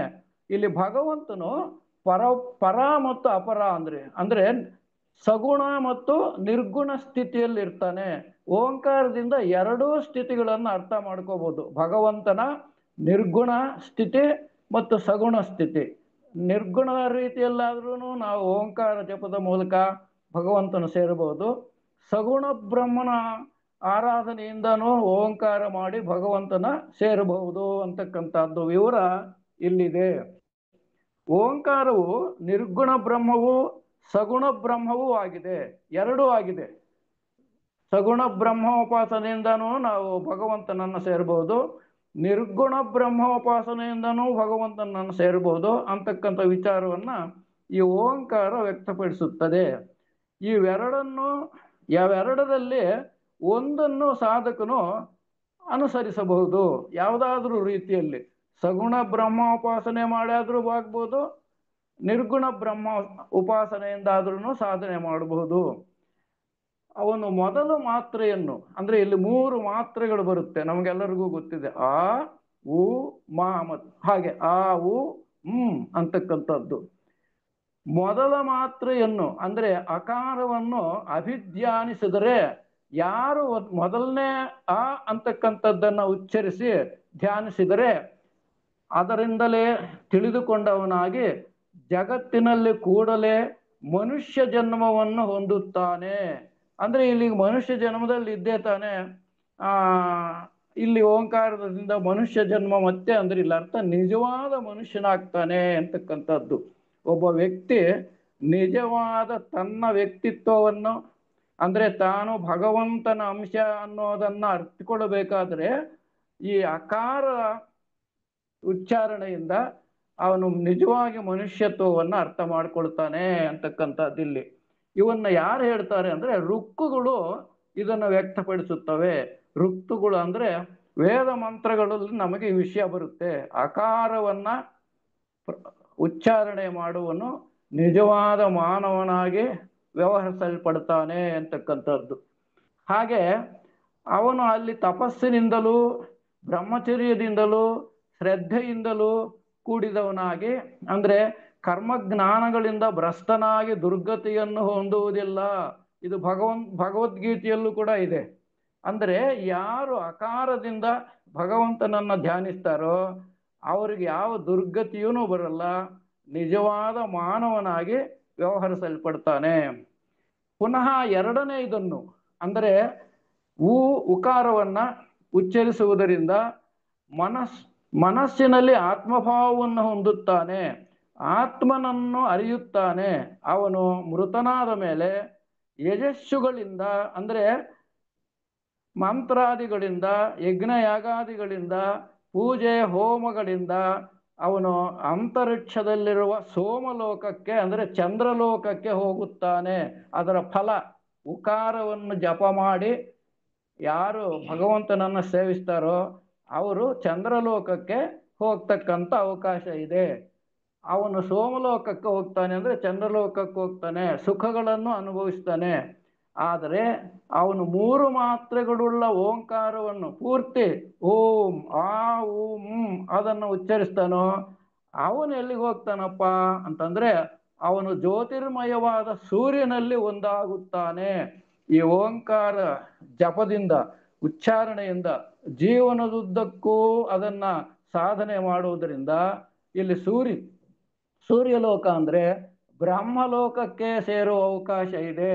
ಅಂದ್ರೆ ಓಂಕಾರದ ವಿಶೇಷತೆಯನ್ನ ಈ ಪ್ರಶ್ನೆಗೆ ಉತ್ತರವನ್ನಾಗಿ ಗುರು ತಿಳಿಪಡಿಸ್ತಾ ಇದ್ದಾನೆ. ಹಾಗೆಯೇ ಅದಕ್ಕೊಂದು ಉದಾಹರಣೆನೂ ಹೇಳ್ತಾರೆ. ಆ ಓಂಕಾರದಿಂದ ಅವನು ಹೇಗೆ ಮುಕ್ತಿ ಪಡಿತಾನೆ ಅಂದ್ರೆ, ಒಂದು ಸರ್ಪವು ಹೇಗೆ ಪೊರೆಯಿಂದ ಹೊರಕ್ಕೆ ಬರುತ್ತದೆಯೋ, ಒಂದು ಸರ್ಪ ಪೊರೆ ಬಿಟ್ಟ ಮೇಲೆ ಅದರ ಬಗ್ಗೆ ಚಿಂತನೆ ಮಾಡಲ್ಲ, ಬಿಟ್ಟು ಹೊರಟೆ ಹೋಗುತ್ತೆ. ಅದೇ ರೀತಿಯಲ್ಲಿ ಪಾಪದಿಂದ ಮುಕ್ತನಾಗಿ ಅವನು ಪೂರಾ ಎಲ್ಲ ಬಂಧನಗಳನ್ನು ಕಳೆದುಕೊಂಡು ಬ್ರಹ್ಮಲೋಕಕ್ಕೆ ಹೋಗ್ತಾನೆ. ಅಂದ್ರೆ ಅವನು ಸಾಮಗಳಿಂದ ಮಧುರವಾದ ಉಚ್ಚಾರಣೆ ಮಾಡಬೇಕು. ಅಂದ್ರೆ ಸಾಮ ಅಂದ್ರೆ ಇಲ್ಲಿ ಮಂತ್ರಘೋಷ, ಸಂಗೀತಮಯವಾದ ಮಂತ್ರಘೋಷ ಅಂತಾರೆ. ಸಾಮವೇದ ಅಂದ್ರೆ ಸಂಗೀತವನ್ನ ತಿಳಿಸ್ತಕ್ಕಂಥ ವೇದ. ಅದಕ್ಕೋಸ್ಕರ ಸಾಮಗಳಿಂದ ಅವನು ಆ ಭಗವಂತನನ್ನ ಓಂಕಾರವನ್ನ ಸಾಮದ ರೀತಿಯಲ್ಲಿ ಅಂದ್ರೆ ಮಂತ್ರಘೋಷ ಸುಶ್ರಾವ್ಯವಾಗಿ ಬಹಳ ಚೆನ್ನಾಗಿ ಅರ್ಥವಾಗುವಂತೆ, ಇತರರಿಗೆ ಶುದ್ಧವಾಗಿ ಪರಿಶುದ್ಧವಾಗಿ ಕೇಳುವಂತೆ ಉಚ್ಚರಿಸಬೇಕು ಅಂತಕ್ಕ ಭಗವಂತನು ಕೂಡ ಅದನ್ನ ಕೇಳಿಸ್ಕೊಂಡು ಒಪ್ಕೊಳ್ಳುವಂಥ ಸ್ಥಿತಿಯಲ್ಲಿ ಅವನು ಉಚ್ಚಾರ ಮಾಡಬೇಕು ಅಂತಕ್ಕಂಥದ್ದು. ಹಾಗೆ ಅಂತಹ ಪುರುಷನು ಭಗವಂತನನ್ನ ಸಾಕ್ಷಾತ್ಕರಿಸಿಕೊಂಡು ಬ್ರಹ್ಮಲೋಕವನ್ನು ಸೇರ್ತಾನೆ ಅಂತಕ್ಕಂಥ ಈ ಓಂಕಾರದ ಮಹಿಮೆಯನ್ನ ಇಲ್ಲಿ ತಿಳಿಸಿದ್ದಾರೆ. ಮುಂದಿನ ಪ್ರಶ್ನೆ 6ನೇ ಪ್ರಶ್ನೆ. ಈಗ ಸುಕೇಶ ಭರದ್ವಾಜನ ಸರದಿ ಅವನು ಕೊನೆಯ ಪ್ರಶ್ನೆ. ಅವನು ಗುರುಗಳನ್ನು ಹೀಗೆ ಪ್ರಶ್ನಿಸುತ್ತಾನೆ, 16 ಕಲೆಗಳುಳ್ಳ ಪುರುಷನು ಯಾರು? 16 ಕಲೆಗಳು ಹೊಂದಿರುವ ಪುರುಷನು ಯಾರು?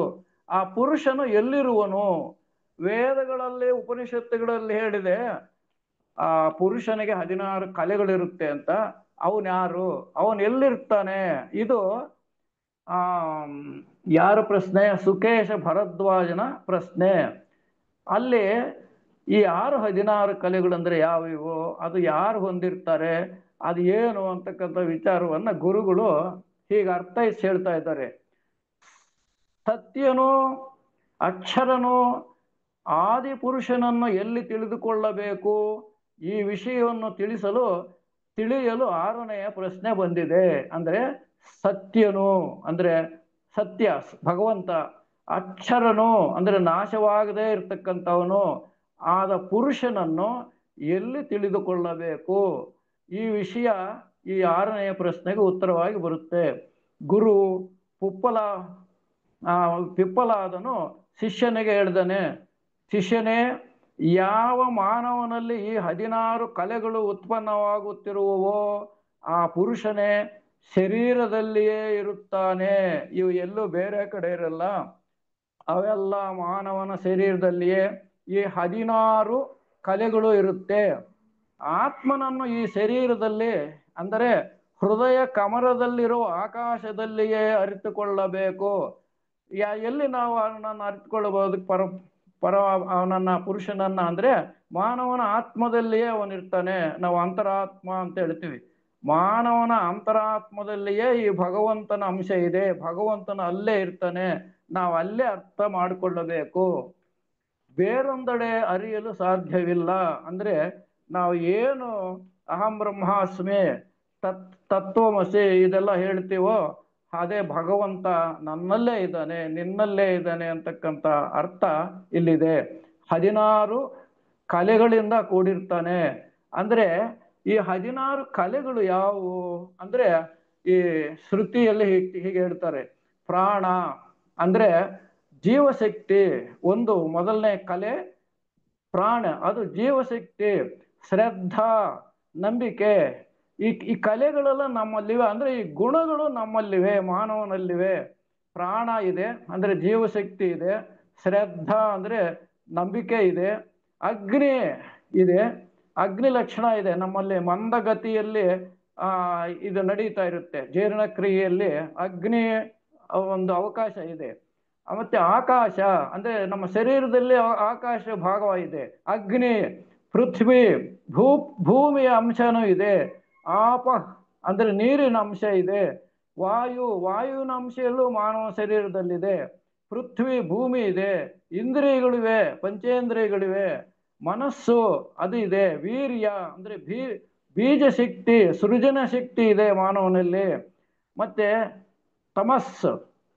ತಪಸ್ಸಿದೆ. ಆಮೇಲಿಂದ ಮಂತ್ರ ಅಂದ್ರೆ ಜ್ಞಾನ, ಕರ್ಮ, ಲೋಕಗಳು ಇವೆಲ್ಲವೂ ಮಾನವನ ಶರೀರದಲ್ಲಿವೆ.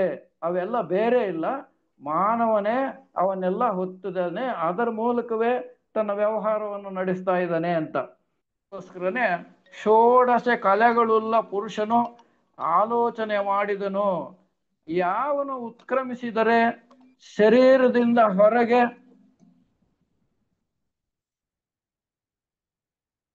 ಷೋಡಶ ಕಲೆಗಳು ಅಂತೀವಕ್ಕೆ. ಅಂದ್ರೆ 16 ಕಲೆಗಳು ಅಂದ್ರೆ ಇವೆಲ್ಲ ಲಕ್ಷಣಗಳು ಮಾನವನಲ್ಲಿವೆ. ಅಂದ್ರೆ ಜೀವಿಯಲ್ಲಿ ಇವೆಲ್ಲ ಲಕ್ಷಣಗಳು ಇವೆ. ಆಮೇಲಿಂದ ಯಾವನು ಉತ್ಕ್ರಮಿಸಿದರೆ ಅಂದ್ರೆ ಇಲ್ಲರ್ಥ ಇವೆಲ್ಲ ಉತ್ಕ್ರಮಿಸಿದ್ರೆ ಅಂದ್ರೆ ಬಿಟ್ಟು ಹೋದರೆ, ಉತ್ಕ್ರಮಿಸು ಅಂದ್ರೆ ಮರಣ ಅನ್ನೋ ಅರ್ಥ ಇದೆ, ಬಿಟ್ಟು ಹೋಗುವುದು ಅನ್ನೋ ಅರ್ಥ ಇದೆ. ಇವೆಲ್ಲವೂ ಹೋದಾಗ ಅಂದ್ರೆ ನಾನು ಉತ್ಕ್ರಮಿಸುವೆನು ಅಂದ್ರೆ ನಾನು ಅಂತಕ್ಕಂಥ ಅವಿದ್ಯೆ ಹೋಗುತ್ತೆ. ಹೀಗೆ ಇದರ ಅಂತರಾರ್ಥ ಹೀಗಿದೆ. ಈ ಉಪನಿಷತ್ತಿನ ಬೋಧೆ, ಈ 16 ಕಲೆಗಳಿಂದ ಕೂಡಿದ ವ್ಯಕ್ತಿಯು ಮರಣ ಸಮಯದಲ್ಲಿ ಅಂದ್ರೆ ಉತ್ಕ್ರಾಂತಿ ಸಮಯದಲ್ಲಿ ಕಲಾವಾರು ಒಂದರ ನಂತರ ಒಂದು ಲಯವಾಗುತ್ತವೆ, ಅಂದ್ರೆ ನಾಶವಾಗುತ್ತವೆ. ಈ 16 ಕಲೆಗಳು ಮರಣ ಕಾಲಕ್ಕೆ ಮಾನವನಲ್ಲಿ ಒಂದೊಂದೇ ಬಿಟ್ಟು ಹೋಗುತ್ತೆ. ಇದಕ್ಕೆ ಉತ್ಕ್ರಮಣ ಅಂತೀವಿ. ಇವು ಏನೇನು ಪಂಚಭೂತಗಳು, ಪಂಚೇಂದ್ರಿಯಗಳು, ಇದನ್ನು ನಾವು ಮರಣ ಕಾಲದಲ್ಲಿ ಗಮನಿಸಬಹುದು. ಕಣ್ಣು ಮುಚ್ಚಿಕೊಂಡ್ರೆ ಮತ್ತೆ ತೆಗಿಯಲ್ಲ, ಕಿವಿ ಕೇಳಿಸಲ್ಲ, ನಾಲಿಗೆ ರುಚಿ ನೋಡಲ್ಲ, ಶ್ವಾಸ ನಿಂತೋಗುತ್ತೆ, ಆಮೇಲಿಂದ ಶರೀರ ತಣ್ಣಗಾಗುತ್ತೆ, ಅಗ್ನಿ ಬಿಟ್ಟು ಹೋಗುತ್ತೆ. ಈ ಎಲ್ಲಾ 16 ಕಲೆಗಳು ಮಾನವ ಶರೀರದಿಂದ ಒಂದೊಂದೇ ನಿರ್ಗಮಿಸ್ತವೆ. ಇದನ್ನೇ ಉತ್ಕ್ರಮಣ ಅಂತ ಹೇಳ್ತೀವಿ. ಹಾಗೆ ಇವೆಲ್ಲವೂ ಒಂದೊಂದೇ ಹೊರಟು ಹೋಗ್ತವೆ. ಮತ್ತೆ ಇನ್ನ ಇರುವವನ್ ಯಾರು ಅಂತ ಪ್ರಶ್ನೆ ಅವನು ಮಾಡ್ತಾನೆ. ಉಳ್ಕೊಳ್ತಕ್ಕಂಥವನ್ ಯಾರು ಅಂದ್ರೆ ಅವನೇ ಆತ್ಮ. ಆತ್ಮ ಮಾತ್ರ ಉಳ್ಕೊಂಡು ಈ ಶರೀರ ಎಲ್ಲ ಸಂಪೂರ್ಣವಾಗಿ ನಿಷ್ಕ್ರಮಣವಾಗುತ್ತೆ ಅಂತಕ್ಕಂಥದ್ದನ್ನ ಇಲ್ಲಿ ಆ ಕೊನೆಯ ಪ್ರಶ್ನೆಗೆ ಪಿಪ್ಪಲಾದನು ಉತ್ತರವಾಗಿ ತಿಳಿಸ್ತಾ ಇದ್ದಾನೆ. ಇದಕ್ಕೊಂದು ದೃಷ್ಟಾಂತವನ್ನು ಹೇಳಿದ್ದಾರೆ. ಈ 16 ಕಲೆಗಳು ಹೇಗೆ ಉತ್ಕ್ರಮಣ ಹೊಂದುತ್ತೆ, ಆತ್ಮನು ಮಾತ್ರ ಹೇಗೆ ಶಾಶ್ವತವಾಗಿ ಉಳ್ಕೊಳ್ತಕ್ಕಂತಾನೆ ಅಂತಕ್ಕಂಥ ಒಂದು ವಿಚಾರವನ್ನ ಒಂದು ದೃಷ್ಟಾಂತದ ಮೂಲಕ ಇಲ್ಲಿ ತಿಳಿಸ್ಪಡಿಸಿದ್ದಾರೆ. ಸಮುದ್ರಾಭಿಮುಖವಾಗಿ ಹರಿಯುತ್ತಿರುವ 16 ನದಿಗಳು ಅಂದ್ರೆ ಸಮುದ್ರದ ಅಭಿಮುಖವಾಗಿ ಸಮುದ್ರದ ಕಡೆಗೆ ಹೋಗ್ತಕ್ಕಂಥ ಹರಿತಕ್ಕಂಥ 16 ನದಿಗಳು ಅಂದ್ರೆ ಗಂಗೆ, ಯಮುನಾ, ಗೋದಾವರಿ, ಕಾವೇರಿ ಈ ತರ ಇತ್ಯಾದಿ ಸಮುದ್ರವನ್ನು ಸೇರಿ ಹೇಗೆ ಅದೃಶ್ಯವಾಗುವೋ ಅವೆಲ್ಲ ಸಮುದ್ರದೊಳಕ್ಕೆ ಬಿದ್ದ ಮೇಲೆ ಅವು ಅದೃಶ್ಯ ಆಗಿ ಹೋಗ್ತವೆ. ಕಾವೇರಿ ಯಾವುದು ಗಂಗೆ ಯಾವುದು ಅಂತ ಅಲ್ಲಿ ಗೊತ್ತಾಗಲ್ಲ ನಮಗೆ, ಎಲ್ಲಿ ಸಮುದ್ರ ಸೇರಿದ ಮೇಲೆ. ಹಾಗೆ ಸಮುದ್ರದಲ್ಲಿ ಸೇರಿ ಅದೃಶ್ಯವಾಗುವೋ, ಅವುಗಳ ನಾಮರೂಪಗಳು ಹೇಗೆ ನಾಶ ಮಾಡುವವೋ, ನಾವು ಸಮುದ್ರದಲ್ಲಿ ಹೋಗಿ ಗಂಗೆ ಯಾವುದು ಗೋದಾವರಿ ಯಾವುದು ಅಂದರೆ ಹುಡುಕಿದ್ರೆ ನಮಗೆ ಸಿಕ್ಕುತ್ತಾ? ಹಾಗೇನೆ ಮಾನವನಲ್ಲಿರುವ ಎಲ್ಲ 16 ಕಲೆಗಳು ನಿಷ್ಕ್ರಮಣವನ್ನು ಹೊಂದಿದ ಮೇಲೆ ಅವು ಯಾವುವು ಇಲ್ಲಿ ಉಳಿಯಲ್ಲ, ಆತ್ಮನಲ್ಲಿ ಉಳಿಯಲ್ಲ. ಹಾಗೆ ಅವುಗಳೆಲ್ಲ ಸಮುದ್ರವೆಂದೇ ಹೇಗೆ ಹೇಳಲ್ಪಡುವೋ, ಅಂದ್ರೆ ಎಲ್ಲ ನದಿಗಳು ಸಮುದ್ರ ಅಂತ ಹೇಗೆ ಹೇಳಲ್ಪಡುವೋ, ಹಾಗೆಯೇ ಈ ಸರ್ವಸಾಕ್ಷಿ ಪುರುಷನನ್ನು ಹೊಂದಬೇಕಾದರೆ ಈ 16 ಕಲೆಗಳು ಪುರುಷನನ್ನು ಹೊಂದಿ ಲೀನವಾಗುವು. ಅಂದ್ರೆ ಇಲ್ಲಿ ಪುರುಷನಲ್ಲಿ ಒಂದು ಲೀನವಾಗುವು ಅಂದ್ರೆ ಆತ್ಮನಲ್ಲಿ ಲಯವಾಗಿ ಹೋಗ್ತವೆ. ಯಾವ ಲಕ್ಷಣಗಳು ಇರಲ್ಲ, ಯಾವ ಅಗ್ನಿ ಇರಲ್ಲ, ವಾಯು ಇರಲ್ಲ, ಯಾವ ಇಂದ್ರಿಯಗಳು ಇರಲ್ಲ, ಯಾವ ಜ್ಞಾನವೂ ಇರಲ್ಲ. ಹಾಗಾಗಿ ಇವೆಲ್ಲ ನಿಷ್ಕ್ರಮಿಸಿ ಕೊನೆಗೆ ಉಳಿಯೋದು ಭಗವಂತನ ಅಂಶ ಆತ್ಮ ಮಾತ್ರ. ಹಾಗೆ ಅವೆಲ್ಲ ಆತ್ಮನಲ್ಲೇ ಲೀನವಾಗೋಗುತ್ತೆ, ಅಂದ್ರೆ ಭಗವಂತನಲ್ಲೇ ಈ ಎಲ್ಲ ಲಕ್ಷಣಗಳು ಲೀನವಾಗೋಗ್ತವೆ. ಹಾಗಾಗಿ ಈ ಆತ್ಮ ಒಂದೇ ಶಾಸ್ತ್ರ, ಮಿಕ್ಕದ್ದೆಲ್ಲ ನಾಶ, ಈ ಜಗತ್ತೇ ಅಶಾಶ್ವತ ಅಂತಕ್ಕಂಥ ಇದು ಆತ್ಮ ಮಾತ್ರ ಶಾಶ್ವತ ಅಂತಕ್ಕಂಥ ಭಾವನೆಯನ್ನ ಇಲ್ಲಿ ವ್ಯಕ್ತಪಡಿಸಲಾಗಿದೆ. ಹಾಗಾಗಿ ಈ ಏನು ಉಪನಿಷತ್ತುಗಳನ್ನು ನಾವು ಮೇರು ಕೃತಿಗಳು ಅಂತ, ಆಧ್ಯಾತ್ಮಿಕ ಮೇರು ಪರ್ವತಗಳಿವು ಯಾವುವು ಇವೆಲ್ಲ ಉಪನಿಷತ್ತುಗಳು. ಹಾಗಾಗಿ ಸೋದರರೇ, ನನ್ನ ಒಂದು ಅಭಿಪ್ರಾಯ ಏನು ಅಂದ್ರೆ, ಕೊನೆಯ ಪಕ್ಷ ನಮ್ಮ ಸೋದರರಿಗೆ ಈ ಉಪನಿಷತ್ತುಗಳ ಕೇವಲ ಜ್ಞಾನವನ್ನಾದರೂ ನಾವೆಲ್ಲ ತಿಳ್ಕೋಬೇಕು ಅಂತಕ್ಕಂಥ ನನ್ನ ಉದ್ದೇಶದಿಂದ ಈ ಉಪನಿಷತ್ತುಗಳ ಬಗ್ಗೆ ನಾನು ಉಪನ್ಯಾಸ ಮಾಡೋದಕ್ಕೆ ಪ್ರಯತ್ನ ಮಾಡ್ತಾ ಇದ್ದೀನಿ. ಬಹಳ ಕಷ್ಟವಾಗಿರುತ್ತೆ, ಕೆಲವು ಪದಗಳು ಅರ್ಥ ಆಗಲ್ಲ, ಆದರೂ ನನಗೆ ಎಷ್ಟರ ಮಟ್ಟಿಗೆ ಅರ್ಥವಾಯಿತೋ ಅದನ್ನ ನಿಮ್ಮ ಮುಂದೆ ಇಡೋ ಪ್ರಯತ್ನ ಮಾಡಿದ್ದೇನೆ. ಹಾಗಾಗಿ ನಾನು ನಿಮ್ಮೆಲ್ಲರಿಗೂ ಇಷ್ಟೊತ್ತು ಈ ಉಪನ್ಯಾಸ ವಿಷಯಗಳನ್ನು ಕೇಳಿದ್ದಕ್ಕೆ, ಮತ್ತೆ KTFನವರು ಹಾಗೂ ನಮ್ಮ ಈ ಯಾಂತ್ರಿಕ ಸಹಾಯಕರು ಮಹಾದೇವಪ್ಪನವರು, ಲಕ್ಷ್ಮೀಶ್ ಅವರು ಇದಕ್ಕೆಲ್ಲ ಸಹಕರಿಸ್ತಾ ಇರೋದಕ್ಕೆ ನಾನು ಎಲ್ಲರಿಗೂ ನನ್ನ ವಂದನೆಗಳನ್ನು ತಿಳಿಸಿ ನನ್ನ ಮಾತುಗಳನ್ನು ಮುಗಿಸ್ತಾ ಇದ್ದೇನೆ. ಓಂ ಶಾಂತಿ.